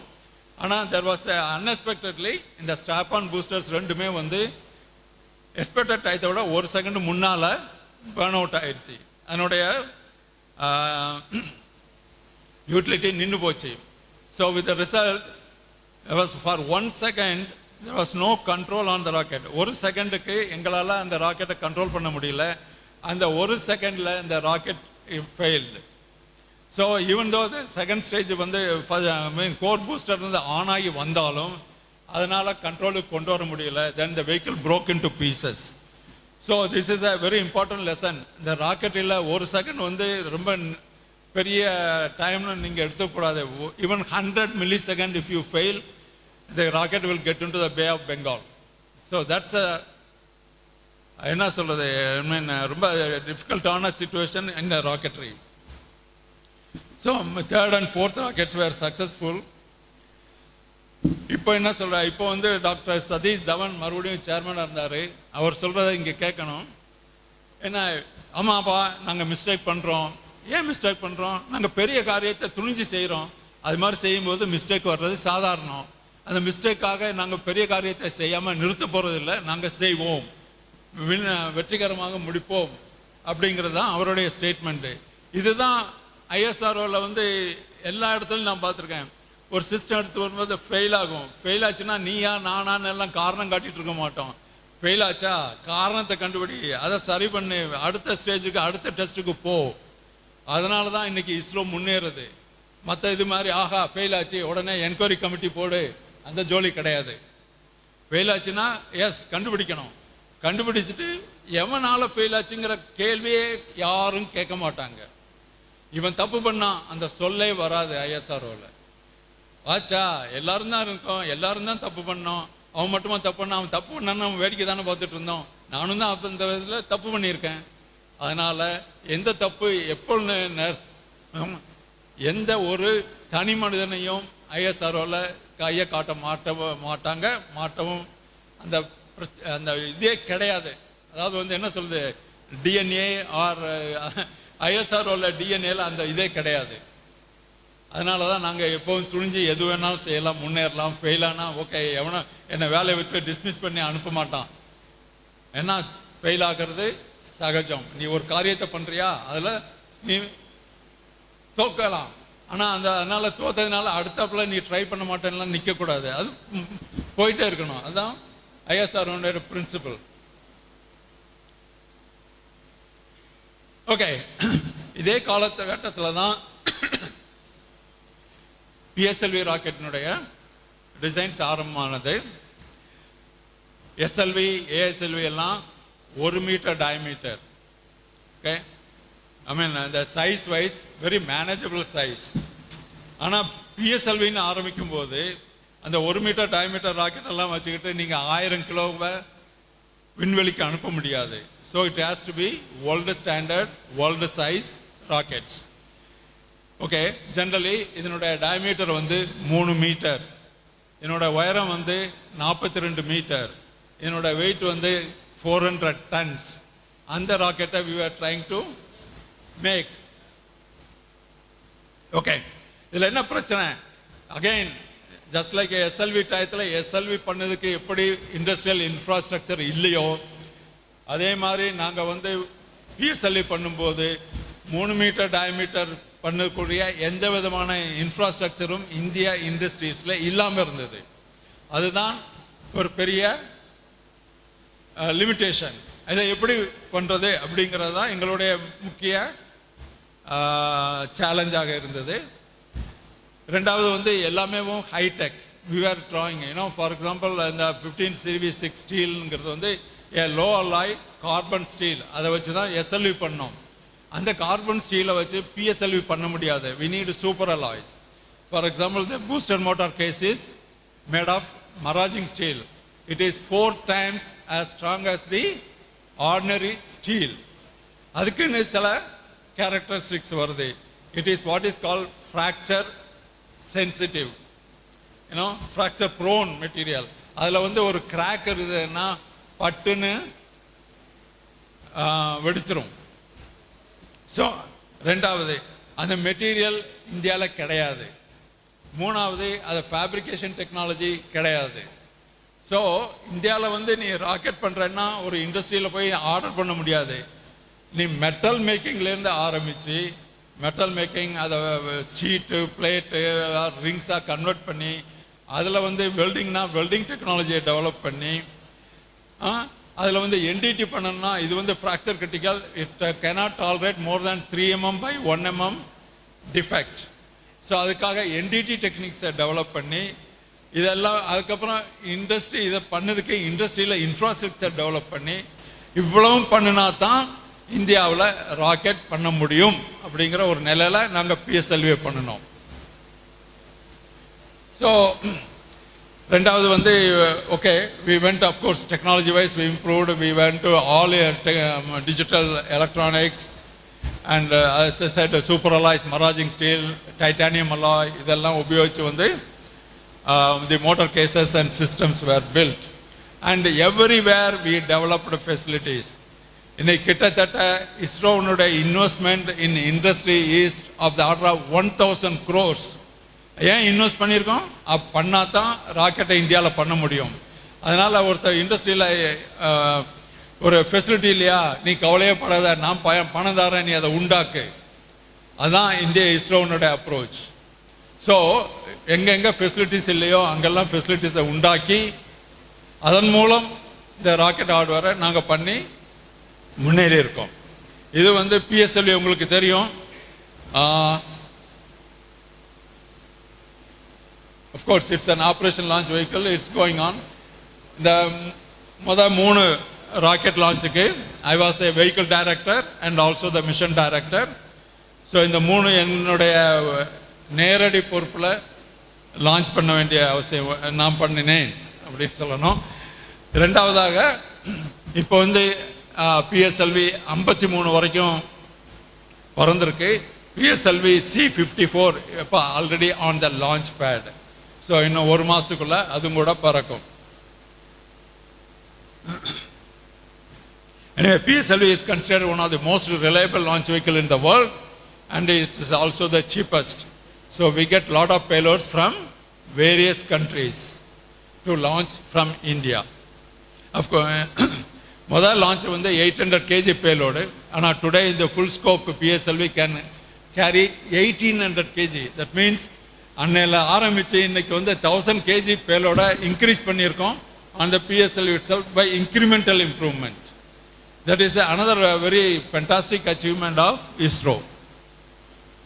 அதுக்கு அடுத்தது வந்து இந்த PSLV வந்து இட் இஸ் டெய்லர் மேட். எதுக்கு? Remote sensing. அப்படின்னா இப்போ வந்து ஓகே இன்னைக்கு டுடே நிறையா இதெல்லாம் பார்க்குறீங்க, robots and then flying objects which can come and photograph. இப்போ கல்யாண வீட்டுக்கு போனால் கூட you have drones. Okay, so இந்த ட்ரோன் இப்போ வந்து கிட்டத்தட்ட இந்த ட்ரோன் வந்து ஓரளவு இந்த ஹாலுக்குள்ளே வந்து ஃபோட்டோ எடுக்கலாம். அதே சமயம் வந்து விண்வெளியிலேருந்து ஃபோட்டோ எடுக்க முடிஞ்சதுன்னா நம்ம எவ்வளோ பெரிய அட்வான்டேஜ் இருக்கும். For example in agriculture, in flood monitoring, in forestry monitoring, இதெல்லாம் அதுக்கு வந்து என்ன ரிமோட் சென்சிங்னு பேர். அதுக்கு standard name is remote sensing. PSLV was specifically designed for launching remote sensing satellites. And remote sensing satellites-ல என்ன விசேஷம்னா it has to go from north pole to south pole in orbit. So அதுக்காக tailor made. And when we launch from Sriharikota, we have the island of Sri Lanka. அதனால் என்ன பண்ணணும், நம்ம வந்து கலக்காமல் போய் பார்த்து அதுக்கப்புறம் ஸ்ரீலங்காவை சுற்றி நேராக தெற்க போகணும். We lose lot of energy in the process. So it's a big vehicle which is doing this particular task simply because of the geography of India and Sriharikota versus the location of Sri Lanka. But then this can only launch something like 1000 kg in geosynchronous orbits. முக்கிய ரெண்டு the satellite applicationல ரெண்டு field இருக்கு. One is remote sensing for studying the resources of the earth, which makes an orbit up to 1000 kilometers in altitude. அது வந்து low earth orbit னு பேரு. Okay, Leo. ஆனால் நமக்கு வந்து கம்யூனிகேஷன் சேட்டலைட் லான்ச் வேணும்னா கம்யூனிகேஷன் சேட்டலைட் ஆர்பிட் வந்து 24 மணி நேரமாக இருக்கணும். அப்போனா தான் இந்தியா மேலே ஒரு சேட்டலைட்டை வச்சோம்னா அது இந்தியா மேலேயே எப்பவும் இருக்கிற மாதிரி தோணும். அதை வச்சு தான் நம்ம கம்யூனிகேஷன்ஸு உண்டாக்க முடியும். ஏன்னா ஒரு டெலிஃபோன் பண்ணுறான்னா அந்த சிக்னல் அந்த சேட்டலைட்டு போயிட்டு திரும்ப வரணும். சேட்டலைட்டு திடீர்னு மாறி போய் இடத்த விட்டு மாறி போச்சுன்னா அந்த சிக்னல் நமக்கு கிடைக்காது. So there is another class of satellites call geosynchronous satellites. அதுக்கு வேணும்னா பிஎஸ்எல்வியினுடைய சக்தி போதாது, முக்கியமாக கிரையோஜெனிக் ஸ்டேஜ் வேணும். அது இல்லாமல் நம்மளால் அதனோட it's a very efficient stage, high energy density propellants. அதனால் வந்து கிரையோஜெனிக் ஸ்டேஜ் வச்சு புதுசாக GSLV Mark 2ங்கிற ராக்கெட்டை உண்டாக்கப்பட்டது. அதனுடைய ப்ராஜெக்ட் டைரக்டராக இருக்கும் வாய்ப்பு எனக்கு கிடைத்தது. ஸோ இது வந்து again I think will get into some details. I don't know. It's of course when you say a new rocket, it's entirely new design. In terms of ஒரு ராக்கெட்டுக்கு என்னெல்லாம் வேணும், ராக்கெட்டுக்கு வந்து அதனோட ஏரோடைனமிக்ஸை பற்றி தெரியணும். Okay, when it is flying it is subjected to air density இருக்குது, வெஹிக்கிளினுடைய speed இருக்குது. இது ரெண்டும் சேர்ந்து it generates lot of forces on the vehicle. அந்த ஃபோர்ஸ் எவ்வளோன்னு தெரியணும். அது தெரிஞ்சால் தான் எவ்வளோ சக்தி வேணும் நமக்கு அந்த ராக்கெட்டை அனுப்பன்னு நமக்கு தெரியும். அது வந்து இந்த கம்ஸ் அந்த டிசிப்ளின் ஆஃப் ஏரோடைனமிக்ஸ். அதே மாதிரி ஸ்ட்ரக்சரல் டைனமிக்ஸ். ஒரு ராக்கெட் போகும்போது it will start oscillating. Okay, அதனுடைய நேச்சுரல் ஃப்ரீக்வன்சிஸ் கேள்விப்பட்டிருப்பீங்க. அதனுடைய நேச்சுரல் ஃப்ரீக்வன்சிஸ்னு அதில் ஆசிலேட் ஆகும். அதுவும் வந்து கண்ட்ரோல் சிஸ்டம் கப்பல் ஆச்சுன்னா ராக்கெட் உடஞ்சி போகும். ஸோ அதனுடைய ஸ்ட்ரக்சரல் டைனமிக்ஸ் எல்லாம் தெரியணும். அதே மாதிரி new stages like the cryogenic stage, இந்த L40 லிக்விட் ஸ்ட்ராப்-ஆன்ஸ் இதெல்லாம் டெவலப் பண்ணணும். அப்போ வந்து புது ராக்கெட்ரி சிஸ்டம் டெவலப் பண்ணணும். And of course we have the other systems. ஒரு ராக்கெட் போகுதுன்னா ஹூ இஸ் பைலட்டிங் இட், யார் அதை ஓட்டுறா, யார் ஸ்டீரிங் வீலை பிடிச்சிட்டு இருக்கா. ஸ்டீரிங் வீலை பிடிச்சிட்டு இருக்கிறதுக்கு டிஜிட்டல் ஆட்டோ பைலட். எப்படி இன்னைக்கு கார் எல்லாம் டிரைவர் இல்லாத கார் வருதோ, அது ராக்கெட்டில் ரைட் ஃப்ரம் பிகினிங் டிரைவர் இல்லாத ராக்கெட் தான் இருக்கு. டிரைவரை வச்சுட்டு ராக்கெட் பண்ண முடியாது. So you have what is called auto pilots which have to be steer the vehicle. That has to be design and developed. And of course guidance scheme. ஒரு particular பாதையில் rocket போகணும். அதுக்கு வந்து ராக்கெட்டை ஒவ்வொரு மில்லி செகண்டும் அதை கைட் பண்ணணும். அதுக்கு அகைன் கைடன்ஸ் ஸ்கீம் வேணும். Right. And then of course sequencing. எப்போ ஒரு ஸ்டேஜை நிறுத்தி அடுத்த ஸ்டேஜுக்கு இக்னைட் பண்ணணும், அதுலேருந்து எவ்வளோ நேரம் கழித்து அந்த ஸ்டேஜை மாற்றணும் அப்படிங்கிறதெல்லாம் வந்து அகைன் வெஹிக்கிள் சீக்வன்சிங். ரைட். இதே மாதிரி கிரையோஜெனிக் ஸ்டேஜ் இருந்தால் அதனுக்கு எக்கச்சக்கமாக கண்ட்ரோல் வேணும். ஏன்னா அதில் வந்து உள்ள ப்ரொப்பலண்ட் வந்து ஆவி ஆகிக்கிட்டே இருக்கும். Because it is something like 20 Kelvin. 20 Kelvinனா -250 degree செல்சியஸில் லிக்விட் ஹைட்ரஜன் இருக்கு. அதே மாதிரி liquid oxygen 77 Kelvin, that means -196 டிகிரியில் இருக்கு. ஸோ அது வந்து ஆவி ஆகும்போது அதை எப்படி மேனேஜ் பண்ணுறது, ப்ரெஷரைஸ் பண்ணி டேங்கை வெடிக்காமல் வச்சுக்கணும், இதெல்லாம் வரும். கிரையோஜெனிக் ஸ்டேஜில் நிறையா conditioning conditions are there, right? So இதெல்லாம் வந்து you have to, this is what is involved in making a rocket. Okay, so you master all these techniques and then do it. Of course, this is a blown up view of GSLV. I will skip it. I don't know, I think I will skip all the details. I already explained about making a motor case, how we were doing metal making to welding to ultrasonic and yet all. Similarly, the L40 strap-on is a new one with the Vickers engine. Second stage is same as that of PSLV second stage. So the cryogenic stages, of course, initially we bought it from Russia. Nowadays we make it ourselves, right? So this is the lift-off sequence of the GSLV. Everything in rocket has to be time-wise programmed and executed. இது வந்து lift-off sequence. அதாவது வந்து கிரவுண்டில் இருந்து எப்படி இந்த ராக்கெட்டை தொடங்கி வைக்கிறதுங்கிறத இதில் காட்டுது. ஒரு T0 ஒரு ராக்கெட் கிளம்புற டைத்தை நாங்கள் T0ன்னு குறிக்கிறோம். T0லேருந்து 12 நிமிடங்களுக்கு முன்னால் the entire vehicle is handed over to the computer. ஏன் கம்ப்யூட்டர் ஹேண்ட் ஓவர் பண்ணுறோம்? Because there are hundreds of parameters have to be monitored. அதை எல்லாத்தையும் கண்ட்ரோல் பண்ணணும், செக் பண்ணணும், ஒவ்வொன்றும் ஒவ்வொரு லிமிட்டுக்குள்ளே இருக்கான்னு பார்க்கணும். இது வந்து humanly impossible. So T-12 minutes the entire vehicle is handed over to the ground computers to manage, to monitor and proceed with the launch sequence, right? Okay, actually as a mission director நான் உட்கார்ந்துருக்கேன்னா என் வேலை T-12 minutes முடிஞ்சது. அதுக்கு முன்னால் நான் அதில் ஒன்றும் பண்ண முடியாது, என்னால் இன்ட்ரோட் பண்ண முடியாது. பெருசாக உட்காந்து ஆண்டவா என்ன ஆகுதுன்னு பார்ப்போன்னு உட்காந்துருக்கணும், ரைட்? ஓகே, ஸோ அதே மாதிரி next event is T-4.6 seconds when we ignite the strap-on motors.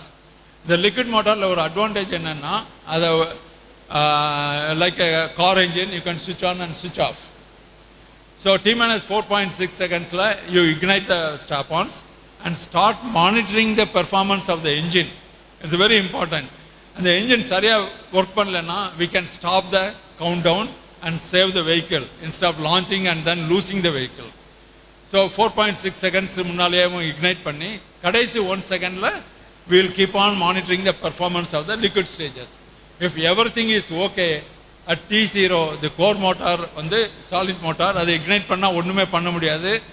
Sivakasi rocket மாதிரி விட்டது தான்.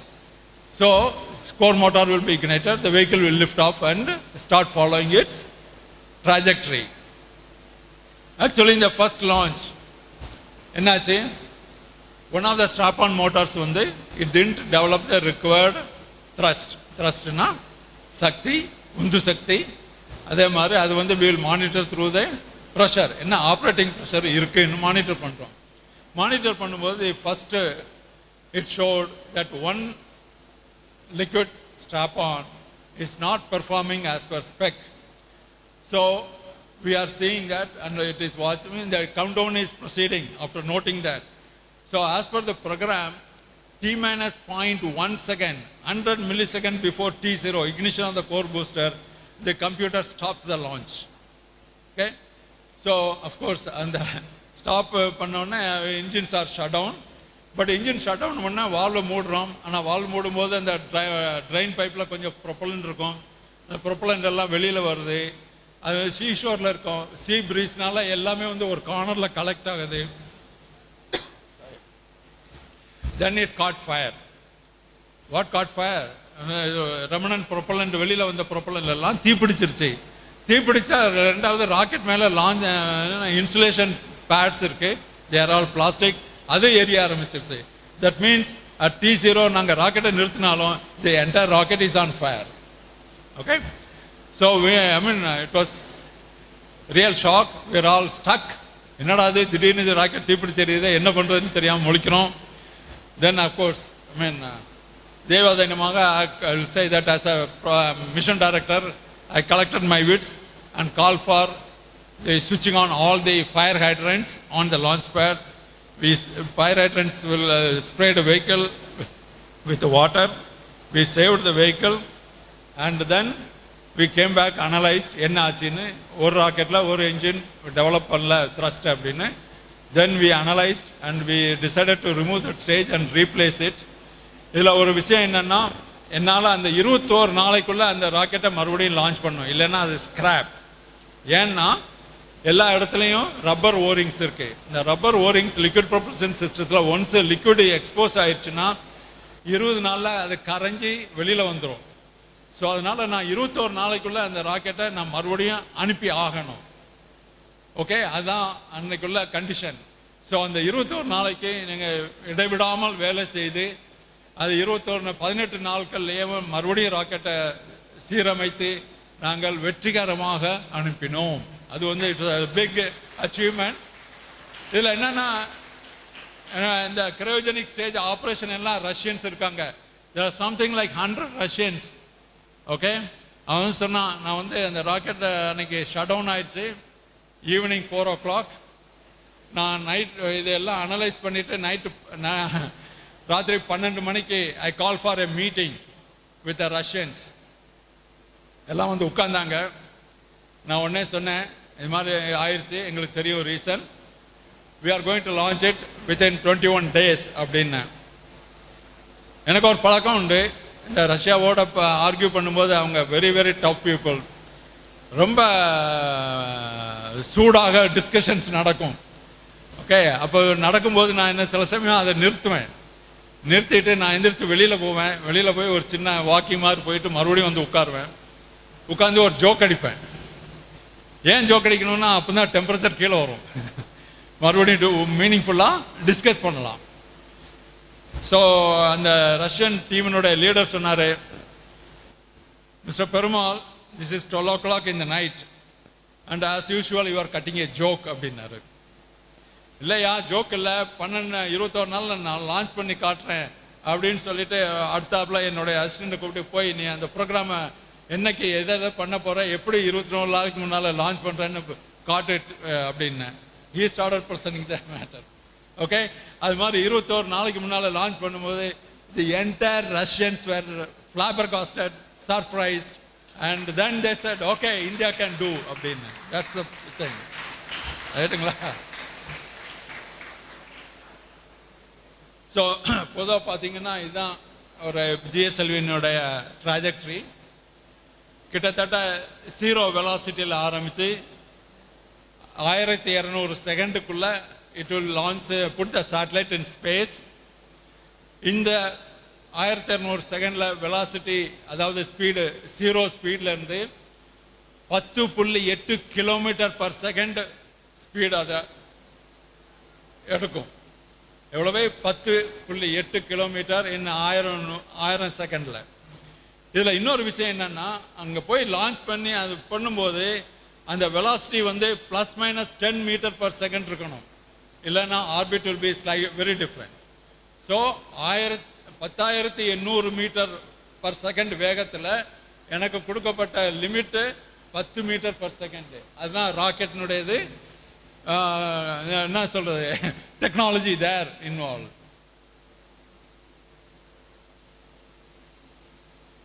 ஸோ இதில் நிறைய டெக்னாலஜி எல்லாம் இருக்கு. Okay, யூட engineering students at least must be aware of the compositional fluid dynamics. இது வந்து செகண்ட் ஸ்டேஜுக்கும் ஃபர்ஸ்ட் ஸ்டேஜுக்கும் உள்ள கேப்பு. இப்போ நாங்கள் ஜிஎஸ்எல்வி என்ன பண்ணோம்னா, ஃபர்ஸ்ட் ஸ்டேஜை செப்பரேட் பண்ணாமலேயும் செகண்ட் ஸ்டேஜ் இன்ஜினை இக்னைட் பண்ணிடுவோம். இக்னைட் பண்ணால் அதனுடைய எக்ஸாஸ்ட் கேஸ் எல்லாம் இது வழியாக இந்த டோம் மேலே விழுந்து சைடில் பரவணும். ஆனால் எப்படி பரவும், எவ்வளவு ஸ்பீடில் பரவும், எவ்வளோ ப்ரெஷர் உண்டாக்கும் அந்த டோம் மேலே, இதெல்லாம் அனலைஸ் பண்ணோம்னா we need computational fluid dynamics. And I am sure many of the engineering students will be learning these things. Okay? இது வந்து ஒரு ப்ரெஷர் பிளாட். ஓகே, இதில் இடது பக்கம் உள்ளது வந்து செகண்ட் ஸ்டேஜ் இன்ஜின், வலது பக்கம் உள்ளது வந்து ஃபர்ஸ்ட் டைம் மோட்டாருடைய டோம். அந்த வெள்ளை கோடு கோடாக தெரியுது வந்து pressure plots. Okay, so these are the things that we use. Okay, so in all these things, finite element techniques in analyzing structures, computational fluid dynamics in analyzing all flows, including அதாவது வெளி உள்ள aerodynamics, உள்ள aerodynamics. For example solid motor எரியுதுன்னா அதில் உள்ள எப்படி flow இருக்குது, இதெல்லாம் பண்ணணும்னா நமக்கு வந்து இன்றைக்கி காம்படிஷனல் ஃப்ளூயிட் டைனமிக்ஸ் தேவை. ஓகே, இந்த டெக்னாலஜி எல்லாம் உபயோகிச்சு தான் GSLV Mark 3 has been done and has been launched successfully few times. இதில் ஒரு முக்கியமான இது என்னன்னா, இதனுடைய கிரையோஜெனிக் ஸ்டேஜ் வந்து முழுக்க இந்தியாவில் இஸ்ரோவில் develop design and manufacture and selected பண்ணப்பட்டது. There are no foreign technology involved in this cryogenic stage. ரைட்டுங்களா? இதெல்லாம் okay. ISRO is now getting in to what is called Gaganyaan program. இங்கே கேள்விப்பட்டிருக்கலாம். இந்த Gaganyaan program is to launch man into space. அதுக்கு இந்த GSLV Mark 2 பிரத்யேகமாக உண்டாக்கப்பட்டிருக்கிறது. It is getting ready for making the manned launches of India and ISRO. So பொதுவாக பார்த்தீங்கன்னா cost breakup இதில் வந்து கிட்டத்தட்ட 2/3 ஆஃப் த காஸ்ட் வந்து ஹார்ட்வேர். இந்த rocket motor case, engine, electronics இதெல்லாம் சேர்ந்தான் 67% வந்து ஹார்ட்வேர் காஸ்ட். இந்த 67% எங்கே போகுது? 67% பே ஆஃப் பெங்காலில் ஒவ்வொரு தடவையும் நாங்கள் ட்ராப் பண்ணுறோம்.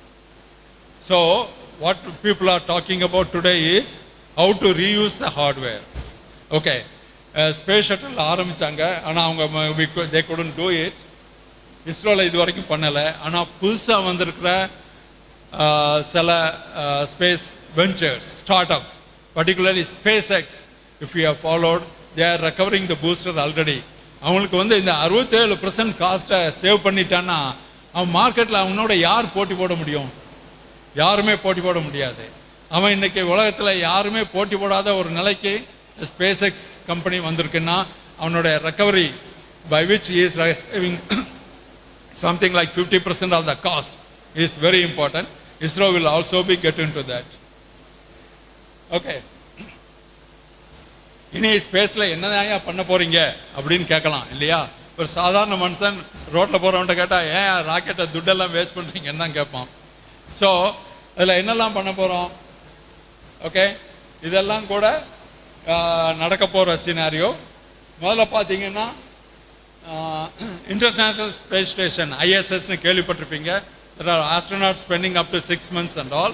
It's already operational. Okay, first flight of fully reusable rocket. நான் சொன்ன மாதிரி SpaceX has already achieved all the booster and second stage recovery they have achieved. So that milestone has been met. This was drawn up before 2000. Okay, and மூணாவது initial lunar space. லூனாரில் போய் நம்ம வந்து ஒரு base உண்டாக்கணும், அங்கேருந்து மற்ற கிரகங்களுக்கு like மார்ஸ்க்கெல்லாம் போகிற மாதிரி. ஓகே, அதனுடைய அட்டெம்ப்ட் வந்து நாசா பண்ணிகிட்ருக்கு. இப்போ கூட கேள்விப்பட்டிருப்பீங்க ஆர்டிமிஸ்னு ஒரு rocket. It's getting ready. That's a first one that is suppose to establish a lunar base where the people can go and live and then do work. So hopefully in another couple of years we will have a lunar base. Okay, and of course space நான் முன்னாலே சொன்ன மாதிரி it's a extremely costly affair. இன்னும் இஸ்ரோ பட்ஜெட்டை பார்த்தீங்கன்னா 10,000 கோடி ரூபா. நாளைக்கு there will be questions asked. 10,000 கோடி ரூபா நான் சாப்பாட்டுக்கு இல்லாமல் இருக்கேன், 10,000 கோடி ரூபாவில் ராக்கெட்டை பண்ணிகிட்ருக்கான்னு கேள்வி வரலாம். ஸோ அதனால் வந்து there is a proposal. Okay, எல்லா நாடும் சேர்ந்து ஒரே ஸ்பேஸ் ஏஜென்சியை உண்டாக்குவோம் so that the cost per country will be குறையா இருக்கும் அப்படின்னு.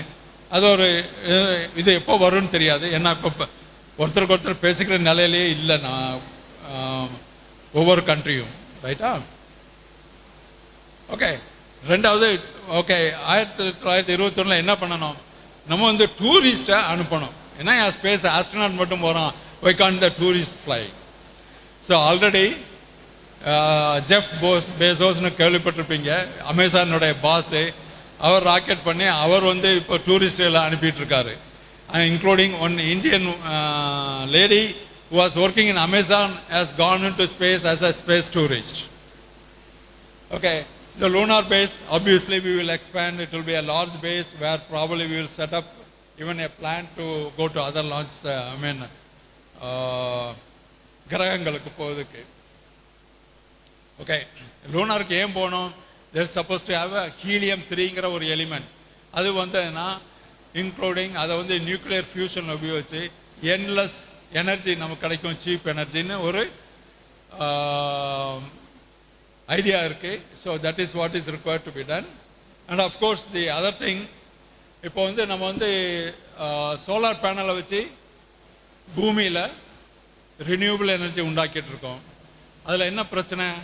டே டயத்தில் மட்டும்தான் அது கிடைக்கும். ஆனால் நமக்கு 24 hours சப்ளை வேணும். அப்போ என்ன பண்ண முடியும்? ஒரு ஆப்ஷன் இஸ் சோலார் பேனலை நீ ஆகாயத்தில் விட்டேன்னா, ஸ்பேஸில் விட்டோம்னா அங்கே எப்போவுமே சன்லைட் இருக்கும். அப்போ வந்து 24 hours வந்து நமக்கு எனர்ஜி டெவலப் பண்ணலாம். அந்த எனர்ஜியை பூமிக்கு வந்து மைக்ரோவேவ் மூலம் அனுப்பி மறுபடியும் எலக்ட்ரிசிட்டியாக கன்வெர்ட் பண்ணி எல்லோரும் உபயோகிக்கலாம். கரெக்டாக? ஸோ அது மாதிரி ஒரு ஐடியா இருக்குது. அதுக்கு already one is already working in space. Hopefully it will again in large where you can have ஸ்பேஸில் வந்து something like 100 square kilometer you can have a solar panel, right? In the terrestrial வந்து ஒரு 100 square kilometer பண்ண முடியாது. So that is also easy. So these are the future goals for space technology. Okay. This is my last slide. I don't want to go on further. I am very extremely happy to know that you have a B program with artificial intelligence and machine learning. So ஸ்பேஸில் எங்கேயா use பண்ண போகிறீங்க அப்படின்னு கேட்டிங்கன்னா, these are the 5 areas where it is already being put to use in space technology area. Of course, satellite data processing. ஒரு நாளைக்கு கிட்டத்தட்ட 100 terabytes of satellite data is generated. So how to process it? If you can artificial intelligence and machine learning, it becomes easy to process it. So that is very important development. And இப்போ space debris, ஸ்பேஸில் என்னாச்சு, எவ்வளோ காலமாக satellite launch பண்ணி சில satellites வெடித்து launch part also இருந்து நிறைய டெப்ரிஸ் இருக்குது. So there is a real danger of collision between satellites by which your satellite will be rendered unserviceable. So அதெல்லாம் எப்படி கனெக்ட் பண்ணி how to avoid collision in space. Actually the problem is much worse than the main road in Kovilpatti, okay, in traffic. So there is a artificial intelligence, machine learning is required to avoid space debris with reference to functional satellites. Okay. ரெண்டாவது, நீங்கள் மார்ஸில் போய் land பண்ணுற, மூணில் போய் land பண்ணுற, எப்படி navigate பண்ணுவேன்? இன்றைக்கி உலகத்தில் யூ ஹாவ் கூகுள் மேப்ஸு. அங்கே போய் என்ன பண்ணுறது? அங்கேயும் கூகுள் மேப்ஸ் ஜென்ரேட் பண்ணுறாங்க. ஸோ டுடே மார்ஸில் navigation is done through Google maps in Mars. So that again requires artificial intelligence because you don't know where you are, everything has to be done. And அங்கே வந்து GPS satellite இல்லை. So it is based on only stored data. Looking at the features, you have to determine where you are and where to go and how to go, right? So that's a very challenging job. And of course now astronaut assistants வர்றாங்க. Astronaut போகிறாரு எங்கள் international space ஸ்டேஷனுக்கு 6 மாதம் தங்குறாங்க. மகா போர் அடிக்கும். அவங்களுக்கு ஏதாவது assistant உண்டாக்கி கொடுக்க முடியுமா அப்படின்னு. There are already couple of assistants made by Europe and Japan working in space station to kind of talk to the astronauts, kill their boredom, also monitor their activities including videographing. So இதெல்லாம் கூட நடந்துட்டு இருக்கு, right? I will just go to that. So this is one of the astronaut assistants, which is already there in the International Space Station to kind of help the astronauts in their day-to-day activities. I think I will stop here. I presume I have given, அதாவது வந்து ஓரளவுக்கு இஸ்ரோவினால் எப்படி ராக்கெட்டை develop பண்ண முடிஞ்சது, என்னென்ன மாதிரி என்ன சொல்கிறது சிரமங்கள் இருந்தன, இதை பற்றி நான் சொல்ல முடிஞ்சதுன்னு நினைக்கிறேன். Of course, this must be repeated probably every 5 years for every batch, or 4 years, right? So that everybody understands how the rocketry has been developed in ISRO. Okay, I now thank all the organizers and for giving me this opportunity. I do hope quite a few of you have carefully listened and understood what is I have tried to convey. Thank you very much.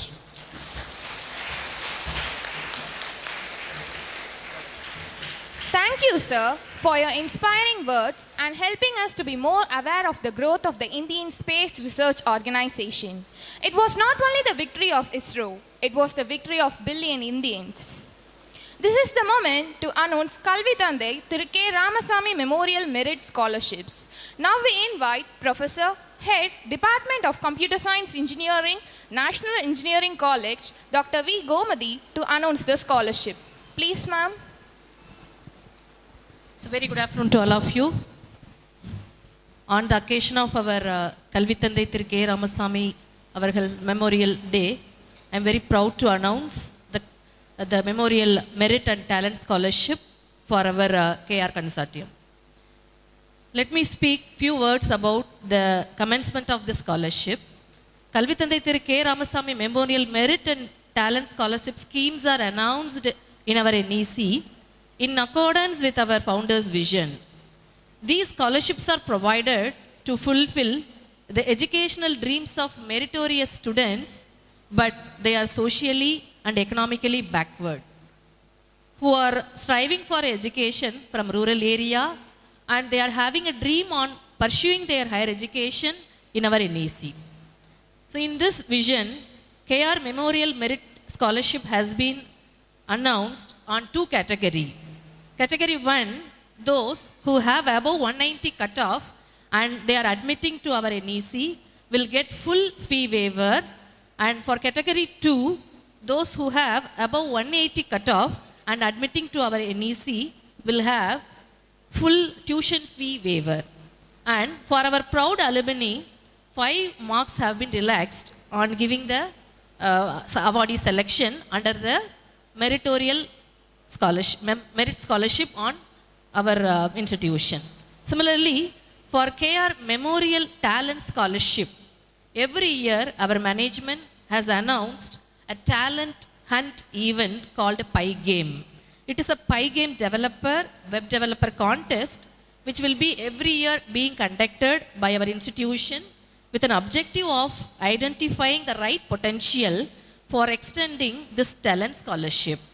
On this particular year 22-23, we had tremendous response for these 2 scholarships, and people were registered themselves, and they have been meticulously reviewed by our faculty team and senior dean of our institution for identifying the awardee. We are delightful to announce the list of awardee for this academic year 22-23 under Kalvithanthai Thiru Ramasamy Memorial Merit and Talent Scholarship for this year.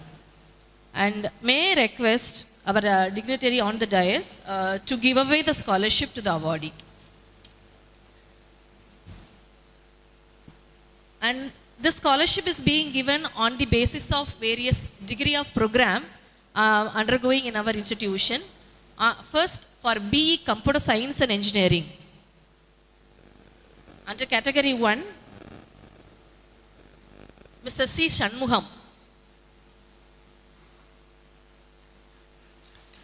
He has got 197.5 as the cutoff.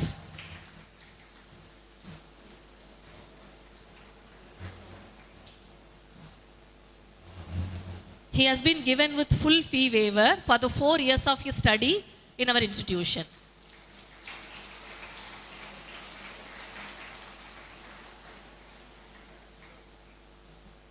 Next is G. Brahma Shaktishwari.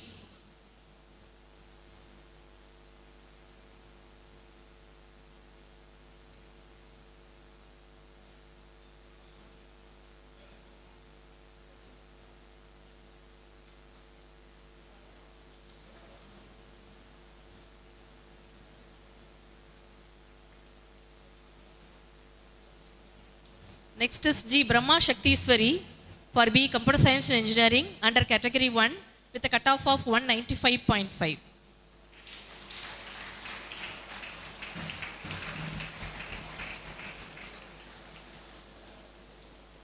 N. Badmavati under CSC with Category 1 with a cutoff of 191.0.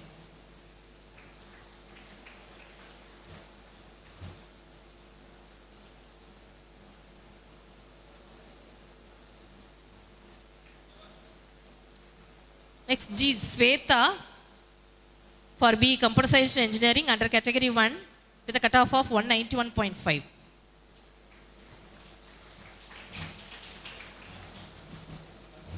And under Category 2, G. Mahalakshmi with a cutoff of 187.5.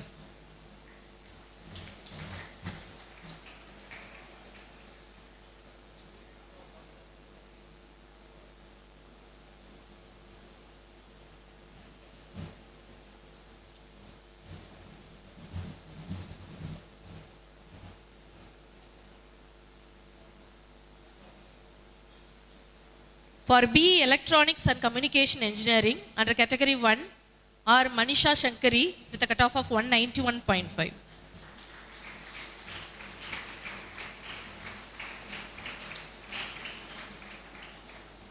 Under Category 2 for B. ECE, Hema Rubini with a cutoff of 189.5.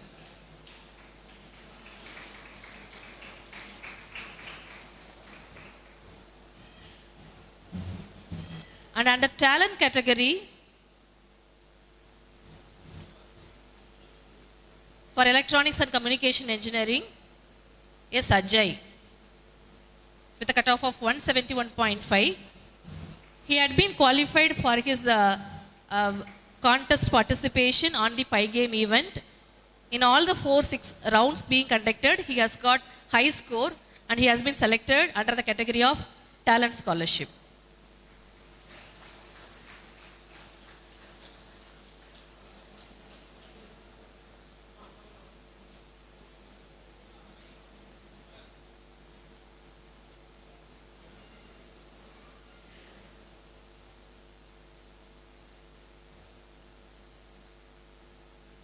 For BTech Information Technology under Category 1, P. Harishma with a cutoff of 193.0.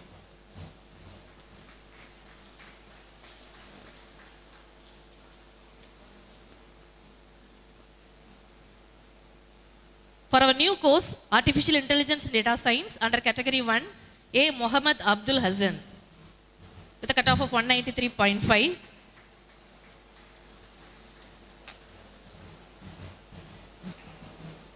And under Category 2 for AI Data Science, S. Bhuvaneshwari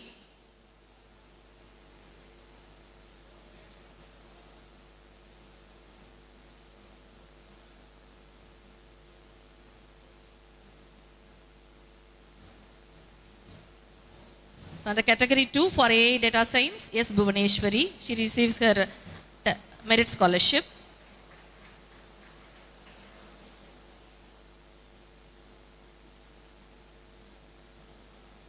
For AI Data Science, under talent category, MG Vasant. He is the second winner of the Pi Game event.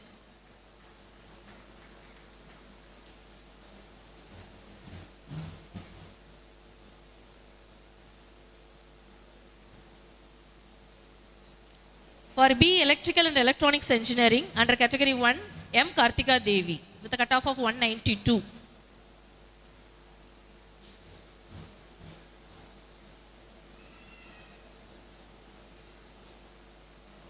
For B. Civil Engineering, under Category 2, A. Batmashri, with a cutoff of 187.5. I request everyone to give a big hands.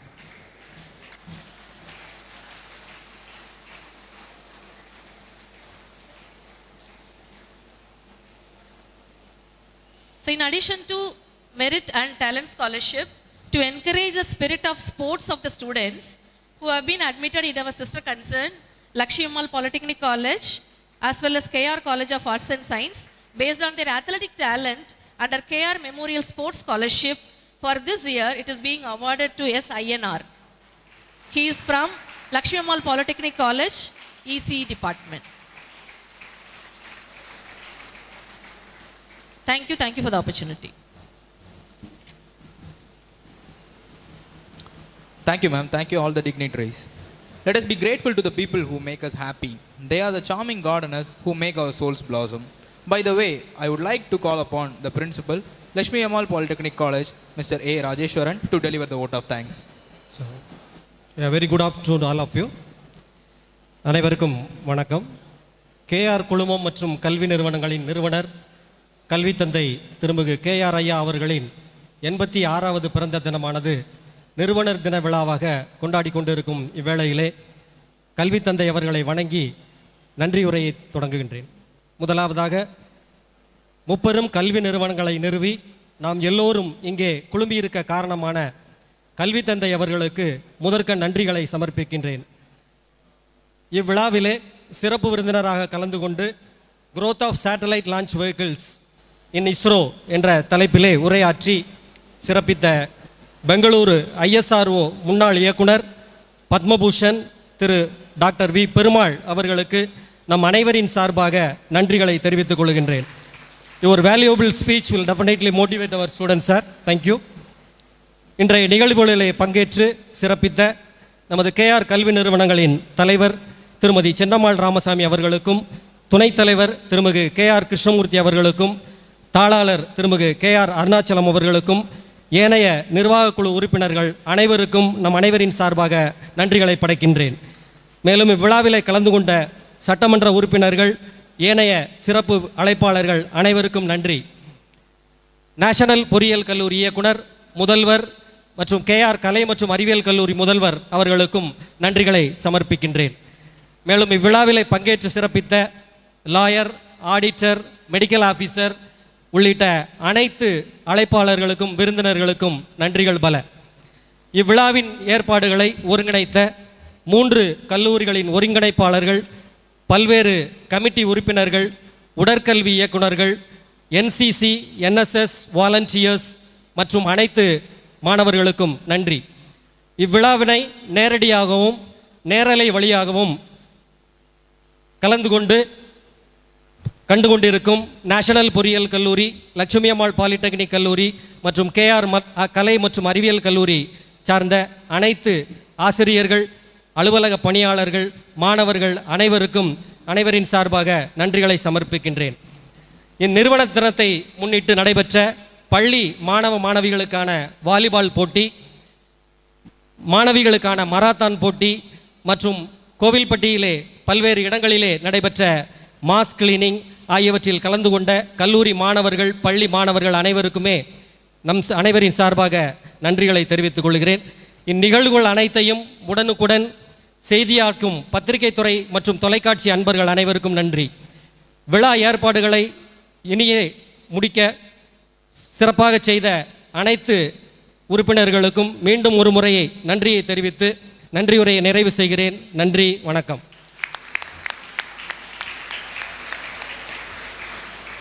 Thank you, sir. We have reached the end of the function. To wrap up the session, we shall stand up for the national anthem, which describes the beauty and majesty of our country.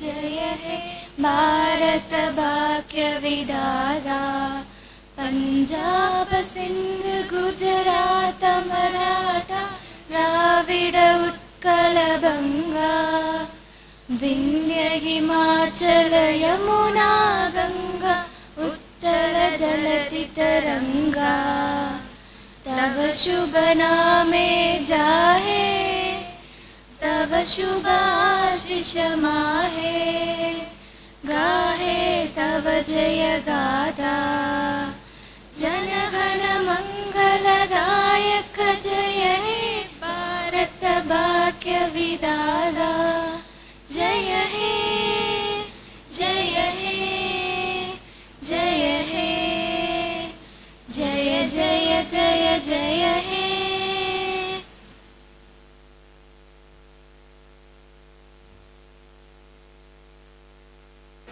The audience are requested to please be seated.